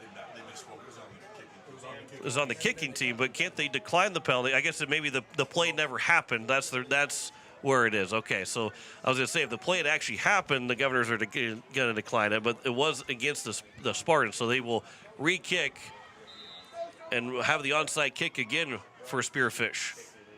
So that will be now farther back to the far sideline. The ball will be pushed out of bounds by the Governors, and so it'll be 1st and 10 for Pierre. They push the ball out of bounds to make sure that they had a chance to continue to have possession of it. And it will be Pierre's ball at around the 32-yard line. I think that will not be a penalty because they pushed the ball out. If they had been standing out of bounds touching it, it would have been a penalty against Spearfish for a kick out of bounds. But it is 1st and 10 for the 32 with 87 seconds to go. The Governors can get into victory formation. They can find themselves to a 4-4 record, back-to-back wins after dropping 4 straight. And they will look for a 3rd straight win to go to 5-4 on the season to close out the regular season. The snap and the kneel down from Lounsbury, they'll have to do it at least one more time. Spearfish with just 1 timeout. They can't stop the clock more than just that 1 time. The Governors will move to 4-4 in the season. And Blake, that's a hard-fought win and a really good fourth quarter, really good close of the game for the Pierre Governors. Yeah, it really is. That was a fantastic job by the Governors to really come in and play against a Spearfish team that had one loss all season. They beat Watertown. That just goes to show you the parity of Class 11 AA this year, John. Anybody can beat anybody else on any given night, and you saw that tonight. Spearfish only had one loss coming into the season, and the Governors beat them by 20 points. I mean, this is a huge win for the Governors as they close out the regular season in the second to last game. They take that one final snap, and as long as Coach Teason doesn't take his timeout, the Governors do not have to take one more snap, with the game clock now to 25 seconds, and I think both teams are going to start to make their way down the middle of the field. Maybe the Governors have to take another snap. They're winding the clock here with 20 seconds to go, and they want to make sure that they don't have to take another snap. Never seen so much confusion at the end of the game as the Governors are trying to get out of the field. They will find their way out there. Yeah, the game clock is in front of the play clock. So the Pierre Governors do win it 35-15. They are now 4-4 in the season to close out senior night with a 20-point win over Spearfish. We'll step aside for 3 minutes, come back with final stats and players of the game. You're listening to Pierre Governor Football on KSUCR and on YouTube at KSUCR Sports. Back in 3 minutes. At AgTegra, we're leveraging the power of the cooperative to benefit our farmers and ranchers, their families, and local communities. We're creating jobs for your neighbors and putting money back into our communities. We're lending a hand in our rural fire departments, food banks, and 4-H and FFA programs. That's what local is all about. When you do business at AgTegra, you help us make a difference in your community. AgTegra, strong, stable, dependable, and local. Building a home. It's the biggest investment most of us make in a lifetime. Not to mention, it's a decision that, well, you pretty much live with day and night. The quality of the workmanship stares back at you like a reflection. It also affects the value of your investment. Choosing the right contractor is critical. Kruger Contracting is that contractor. Call 222-2523. Quality workmanship and materials completed on time. Kruger Contracting. In a word, quality. Call 222-2523. Comtech is a total technology solutions provider. Comtech is ready to get technology to work for you, not against you. Stop into Comtech to see our selection of TVs, home audio systems, computers, and security systems. They have brand names like Samsung, Bose, Sonos, and Lenovo, just to name a few. Comtech has what you're looking for in technology. Stop in at 1601 Lowell Avenue in Pierre or visit their website at comtechplus.com. Comtech, your trusted technology solutions provider. As community bankers, BankWest employees are deeply committed to supporting local causes, growing the local economy, and creating local opportunities. At a time when you can bank anywhere, we hope you choose BankWest. We'll be your financial partner for the long haul, helping you and your community achieve financial success. BankWest. Convenient, connected, committed. Member FDIC. Has it been years since you've been to the dentist? Are you afraid to see a dentist? If so, you are among many people who feel this way. Hi, I am Dr. Michelle Hofer of Missouri River Dentistry. At our office, we pride ourselves as an office that uses a personal touch to offer gentle dentistry, tailored to fit each patient's needs. We do so by utilizing state-of-the-art equipment and methods which allow the patients to feel comfortable. So whether it has been many years or 6 months since your last dental visit, your oral health is important. We invite you to call us at Missouri River Dentistry, 223-2021, 223-2021. Dakota Sprinkler and Landscaping wants to make it easy for you to get that lush green lawn and that yard haven that you've been dreaming of. Visit dakotasprinkler.com to make appointments for sprinkler system spring startup, service calls, fall winterization, and landscaping quotes. Trust Dakota Sprinkler and Landscaping's professionals to get you through the planning and installation to make your landscaping needs a reality. Visit dakotasprinkler.com today. As we welcome you back, the Pierre Governors with a 35-15 win here on senior night. The Governors will pick up the record now to 4-4. Spearfish drops for the second time this season as they fall to 6-2. John McThayer alongside Blake Dean. And Blake, a really good fourth quarter, really good second half of the Pierre Governors, a complete win for Pierre, and that's kind of what we've been waiting to see for this Governor team, is to beat a good football team and to beat them as we've seen the Pierre Governors do over the last almost decade at this point. Yeah, this is a huge win for the Govs tonight, John, to your point. And they're going to be able to hopefully build some positive momentum down the stretch of this regular season, because if you look at, they're able to beat Sturgis in Sturgis last week. They beat Spearfish here at home tonight. They're going to be on the road against a Douglas team that I think has just one win, or they don't have any wins on the season to this point. So you're building positive momentum down the regular season. You never want to assume anything as far as if teams are going to win or lose, but 2 straight wins for the Govs, and then they play Douglas next week, and they've set themselves up to get into the playoffs at this point, and then possibly build some positive momentum going into the playoffs. And, this is the time where you want to be playing your best football, is at the end of the season, and the Govs are doing just that. Caleb Lounsbury goes 157 yards on 14 of 23 throwing, 2 touchdown passes and 2 interceptions. Carter Merrill runs for 99 yards and a touchdown.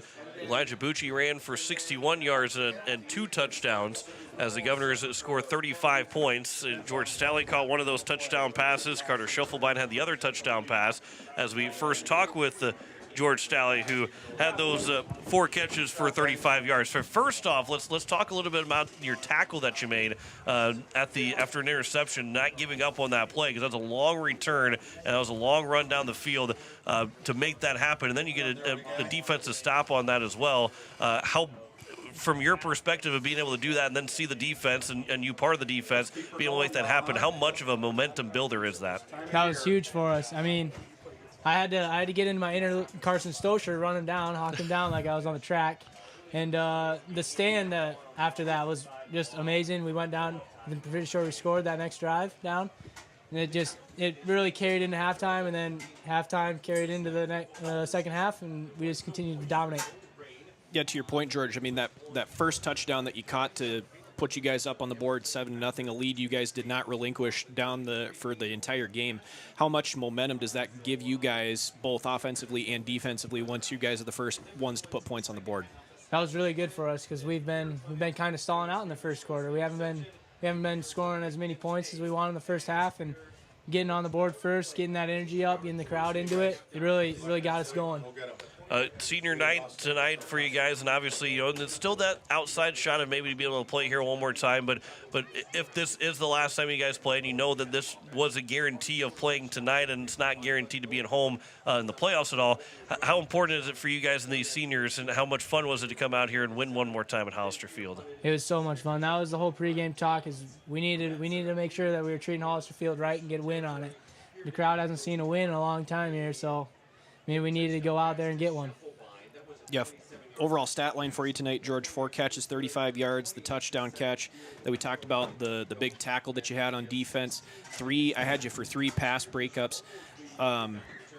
Was it fun to be back out there playing defense basically full time tonight? I mean, you've been a little bit banged up all season, and at least the first time at home that we've seen you play both sides of the ball and play at a really high level on both sides. Yeah, it's really fun. Our defense is really good. They fly around. I'm just glad to be a part of it, and I can hopefully bring that energy up there with my defense, and then just along with all the other guys. Just keep that energy up and continue to dominate. Well, congratulations on the win. One more game against Douglas, and we're getting ready for the playoffs, but we'll see you next Thursday out in Box Elder. All right, see you, Johnny. That is George Staley, our first player of the game.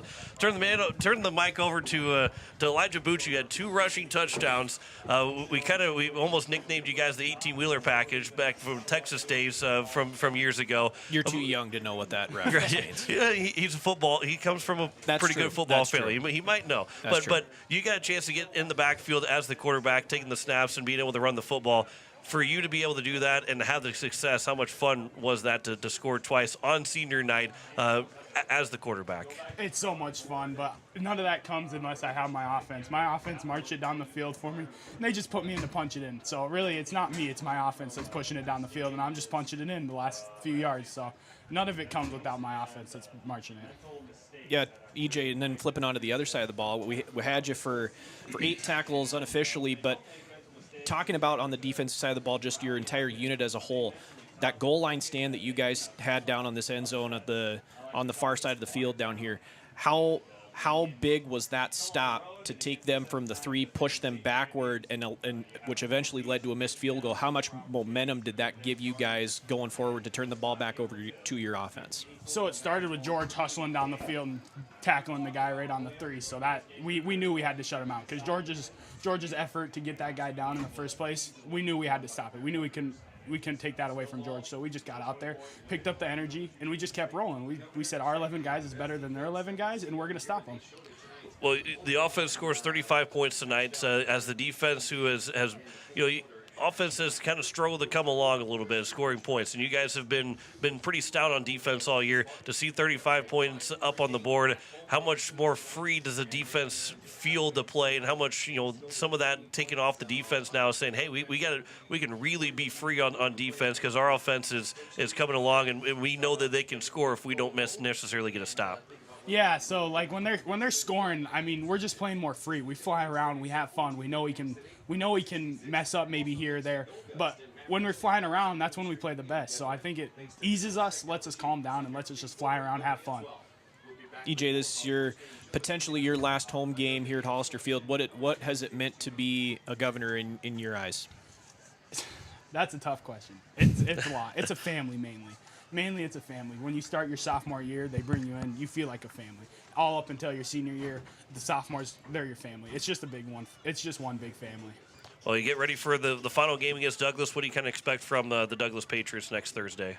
I'm not sure. I haven't dug into much film, so I couldn't tell you.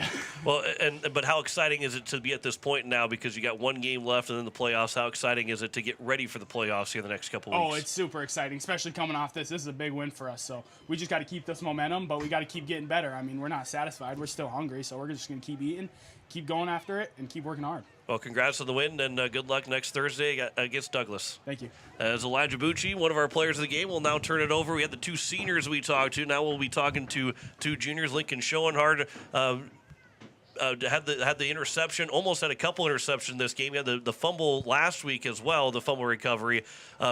Being able to get to turnovers and individually get the turnovers, how much fun is it? But take us through that play for the interception. It's really fun. And especially playing with these guys, all the seniors, especially EJ. I've been with him since 7th grade when we went to wrestling up on varsity, and it's really fun. But I guess we've been working on all that stuff in practice, and all I did was drop back into my coverage, and ball came right to me, and yeah, and then it was there, but someone grabbed my jersey, or else I would have been touchdown. Yeah, we thought you were going to maybe take it to the distance if you didn't have somebody tackle you from behind. Yeah, absolutely. That's kind of what we had just visually. It looked like you were pretty close to breaking it off, Lincoln. 5 tackles for you individually, like we talked about, the interception, the pass breakup. I asked, obviously, EJ and George a little bit about this, but to us, the play that made the momentum shift in your guys' favor overall was that first half goal line stand that you guys had down here. Oh, yeah. EJ talked about you guys kind of went in with the mentality that, your guys' 11's better than their 11 guys. Was that the mentality when you guys are backed up that far? Yeah. We did it another week, too, earlier in the year, but it's like, I don't know how to explain. We've repped that so much in practice, too, is the goal line, and it's Drake for them. But, yeah, we practiced it so many times. We knew we were going to have them there. Well, you guys get a win against a Spearfish team who was 6-1, now at 6-2 on the season. You guys moved to 4-4. For the confidence of this team moving in the final game of the season, obviously against Douglas, who is winless, you want to go just take care of business next Thursday.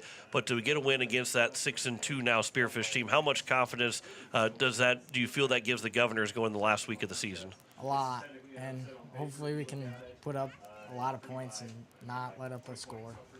Well, hey, Lincoln, congratulations on the win. Good luck next week, Thursday, and good luck in the playoffs coming up in the next couple weeks. Thank you. That is Lincoln Schoenhardt. We'll talk to our final player of the game, and Carter Merrill, who ran unofficially for 99 yards. We had you for 99, but my math is usually off, so you probably broke the century mark. His eyes aren't good. Yeah, my eyes aren't good. You get in the end zone here tonight as well. Yep. Take us through that touchdown run to kind of seal the win for the Governors. We ran that play pretty much the whole drive is there, and then just follow your linemen. They're going to create gaps, create a lane, and just hit it hard, score. Yeah, Carter, you kind of worked your way, slowly but surely throughout the course of this year to get more and more touches out of the backfield. How much confidence do you have right now every time the ball's in your hands? You just got to be confident. Can't be not confident and play, but just taking the opportunities you get, work hard, and just doing the best you can. Have you felt like the game is, not necessarily slowed down to be, super slow or that you're overconfident by any means, but have you seen that game kind of slow down a little bit from where you first got in the first couple of plays and I think Brookings maybe had the first, real runs of your high school career to now? Have you felt like the game has slowed down a little bit for you as well? Yeah, it's definitely just going through practice, running through plays. At first it was fast, and then throughout the season just more reps and everything just slows it down. And, yeah, it's good. Yeah, how is this offense, when you guys hang up 35 points like this tonight, Carter, how much confidence does that give you going forward into next week and then in the playoffs, knowing that you guys are capable of putting up games like this? Yep, it feels good, just being on that upward slope, being ready for playoffs, and just like Steele said, just keep working hard and just be ready for playoffs. Just be the best you can. Oh, hey, congratulations on the win, getting at least near that century mark, if not over it. We'll give it to you unofficially. I'm pretty sure you'll probably be over it. I'm sure I missed a yard in there, but congrats on the win, and good luck next week, Thursday. Right, thank you. And is Carter Merrill, as we have Coach Steele nod his head in agreement that I definitely missed a yard that he got over the century mark, but we'll talk about Carter Merrill first. That he runs the football 26 times for 100 yards or more with a touchdown. Yeah, I was going to say you're going to you shortchanged him a yard on the stat book. Yeah, right. For near 100 yards, a touchdown. He has been a huge spark to this offense, and again tonight with the workhorse that he had with near 30 carries to really for an offense that it continues to get better and better as the week goes on. He is getting much better and better as the week goes on. He really is. And I said we've had just so many phenomenal performances from guys that didn't start the year as starters. They've really been guys that have earned their way onto the field and then made the most of their opportunities when they've gotten there.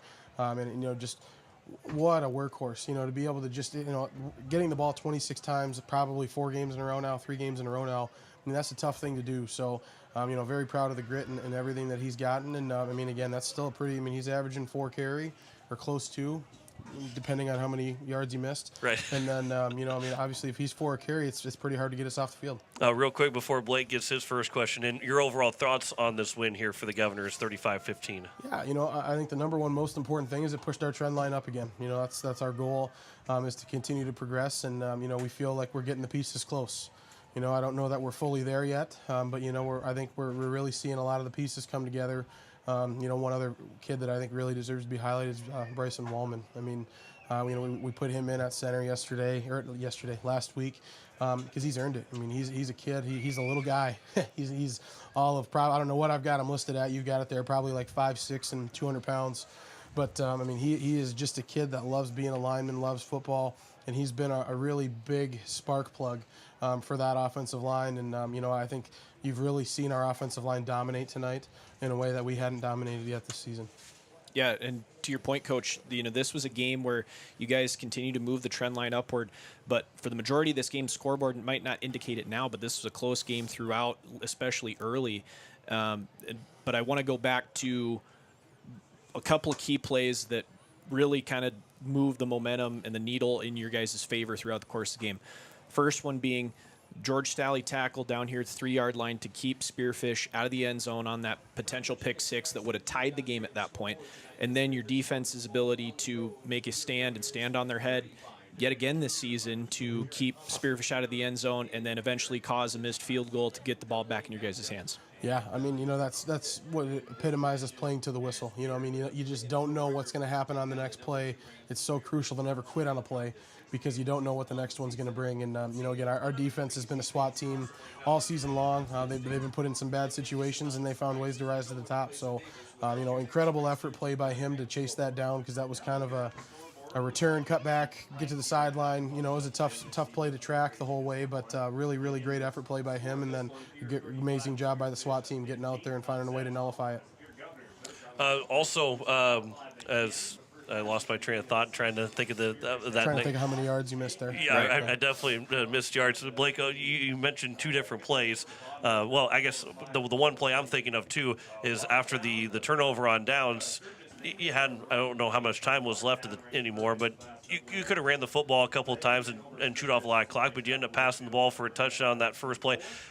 In this time of the season has been for this offense, how important was that touchdown throw to kind of, really put the nail in the coffin, get the confidence of the offense going and saying, hey, we can throw home run balls just like anybody else can and score on the first play after a turnover on downs? Yeah, I think that's the most important thing that we did today is, we had opportunities for the kill and we went for it and we executed it. And I think that was a very important thing for our guys to see and to understand, hey, you just got to keep throwing the ball. You got to keep throwing it the way that you're doing it. You're putting it in good spots. You're making good decisions. They had a fluke little tip around on that one. And then the 2-minute drill trying to make a play. The kid makes a heck of a play. You just got to keep trusting that your guys are going to go out there and make plays, put the ball in a good spot. And you saw the guys go and do that. So, it was a really good, important play. Again, just in that trend line. We really want to be able to have the confidence in all those moments. And it was a very big confidence builder there. Yet another big key to this game, Coach, was you guys played a relatively clean football game. Spearfish, on the other hand, a lot of laundry on the field that was going against Spartans. What makes you guys so disciplined throughout the course of a game like this to not shoot yourselves in the foot, hypothetically speaking? Well, I think last week we might not have had the same question or the same thing, but was that a big emphasis this week? It was a very big emphasis, Okay. And again, but I think the important part is it was better. And again, when things are getting better and we're all rising, then, hopefully we get another week better next week, and then we're at our best in 2 weeks, and then we're at our best in 3 weeks. So, that's just been the big emphasis is, we know we're not perfect. There's still plenty to clean up today, but at the same point, if we're better for it, then hopefully next week we're a better football team and we're even closer to having the puzzle completed. Now, next week you go to Douglas, who is winless on the season. They're 0-8, and I don't want to take anything away from them, but it's the final tune-up game before the playoffs. Is there, obviously you'll look at film and see what Douglas does, throughout a game on offense and defense, but is it very much important of what the Pierre Governors do next week more so than what the other team does? Because, record is what it is for Douglas, but what the Pierre Governors want to do is it all about what Pierre is wanting to do next week to make sure you're fine-tuned for the playoffs? Yeah, you said it exactly right. It's a tune-up game, and not in the sense that it doesn't matter, but that's all these 9 games that we play are essentially tune-up games. You want to win them all, but at the same point in time, you want to be playing best in week 10. And then you win that, and you want to be playing best in week 11. So really, right now, all we got to do is continue to push the needle in week 9 so that we're at our best in week 10. And, again, what does that look like? Score doesn't really matter as long as we're finding ways to improve this week and get everybody a little bit closer to where we need them. That's the goal. Well, one final question, too, is that these seniors get to leave Hollister Field with a win. Maybe you guys are back here at some point in the playoffs. It's not a guarantee by any means like it has been in other years. So to win on their final game, guaranteed game at Hollister Field, how important that is for the seniors. Yeah, that's always our goal is that our kids go out with a win in their last memory here. Obviously we hope the win is in 3 weeks, 4 weeks.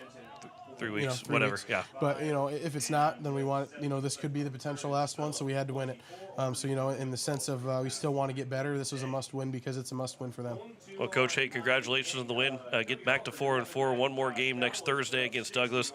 Looking forward to the final game of the season, getting ready for the playoffs, and congrats on the win, and we'll talk to you Wednesday on Coach's Corner. Thanks, guys. That is head coach Steve Steele of the Pierre Governors, as the Govs win at 35-15 on the American Family Insurance Brittany Shufflebine scoreboard. Coach Steele and his hijinks are, I don't care for him too much. But the Govs do get the 20-point win. And we mentioned, too, with the 2 touchdowns from Elijah Bucci on the ground, Carter Merrill with the touchdown run, George Staley and Carter Shufflebine catch the 2 touchdown passes from Caleb Lounsbury, who threw for 157 yards, 2 touchdowns and 2 interceptions. And the 1 touchdown was a 6-yard throw for Spearfish, or 2 touchdowns, was a 24-yard run by Walters and a 6-yard touchdown pass from Hughes to Doran, as Spearfish had 170 yards of total offense and the Pierre Governors 313 yards of total offense. As the Govs go to 4-4, Spearfish drops to 6-2. Blake, your final thoughts on the win tonight? Well, a couple of things, John. The first being that, one of the things we talked about earlier in this game was the Governors were a little bit banged up. You had a lot of guys playing, different positions, or maybe one side of the football when they normally played 2. And we talked about that next man up mentality to start off the broadcast. And a lot of those kids that were playing, new positions stepped up really well. One of those kids being, Bryson Wallman, like Coach mentioned, center, coming in and playing a fantastic ball game. The other one being Trevor Rounds, moving from the offensive side of the ball mainly to the defensive side, and he's the leading tackler by the end of the night too. 10 tackles unofficially for the senior linebacker. Just guys all over the place that are not necessarily they didn't necessarily start out the season playing those positions, but they filled in really, really nicely. And, the result is a 20-point win in favor of the Govs. And on top of that, we talked about the Spearfish Spartans coming in here.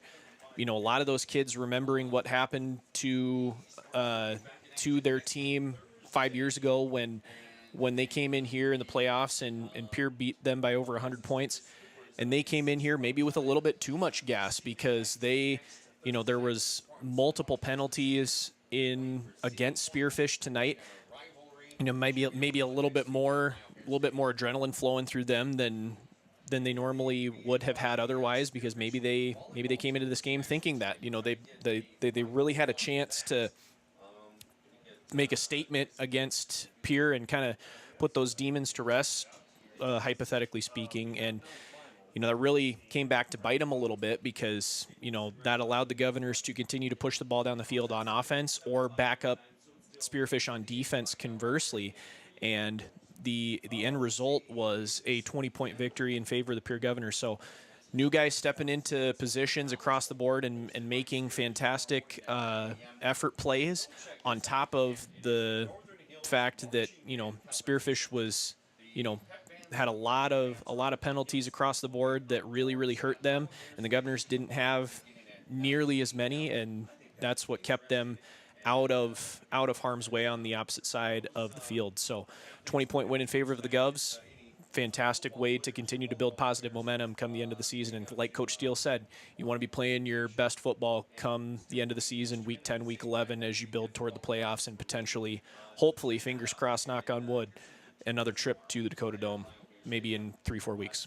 The Pierre Governors will take on the Douglas Patriots next Thursday. It is not a Friday game. Next 2 weeks will be the Friday game, or Thursday games, no Friday games the next 2 weeks. So the Governors will travel to Douglas to take on travel to Boxer to take on the Douglas Patriots, as well. Coverage at 6:30 Central Time and a 7 o'clock kickoff here on KCCR and on YouTube at KCCR Sports. I want to go through a couple of scores here real quick, Blake. Yeah, we'll wrap up the scores for tonight. All of the 11 AA scores are final. We talked about Sioux Falls, Lincoln, and Aberdeen Central, Yankton and T area as well. Huron does end up hanging on to beat Mitchell 29-26 is the final score in that one. Watertown with a 35-24 win over Sturgis, and Brookings with a 42-7 win over Douglas. Area scores: Kadoka area 52-0 over Jones County, like we talked about. Wall over Lyman 60-6. Wagner does defeat Miller Highmore Herald 42-28, likely ending the season for the Rustlers. Stanley County with a 54-12 win over Potter County, and Sully Buttes, like we talked about, 60-6 win over Sunshine Bible Academy. Looking at the score of that of that Centerville game as well. Centerville loses by 2 to Corsica Stickney, 42-40, the final score in that game. So by 2 points, the Sully Beach Chargers do not have 2 home playoff games. More than likely, they'll only end up with 1.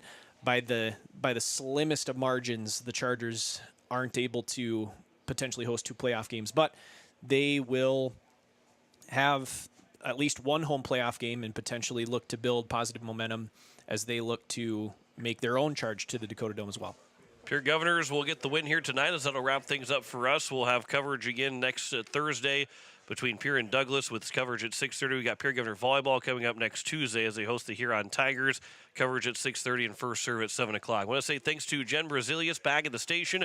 For Blake Dean, John McClure here signing off. Pierre Governors will pick up a win on senior night 35-15 as we say so long from Hollister Field. You've been listening to the Pierre Governors on KCCR and on YouTube at KCCR Sports.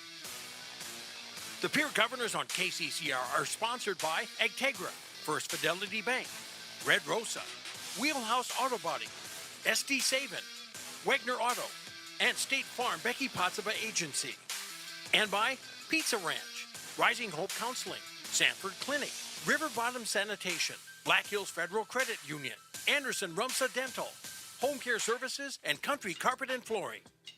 By Olson Plumbing, First Dakota National Bank, Boys and Girls Club of the Capital Area, Slumberland Furniture, AGE Corporation Ready Mix, Dakota Storm and Roofing, and South Dakota Office of Attorney General's Division of Consumer Protection.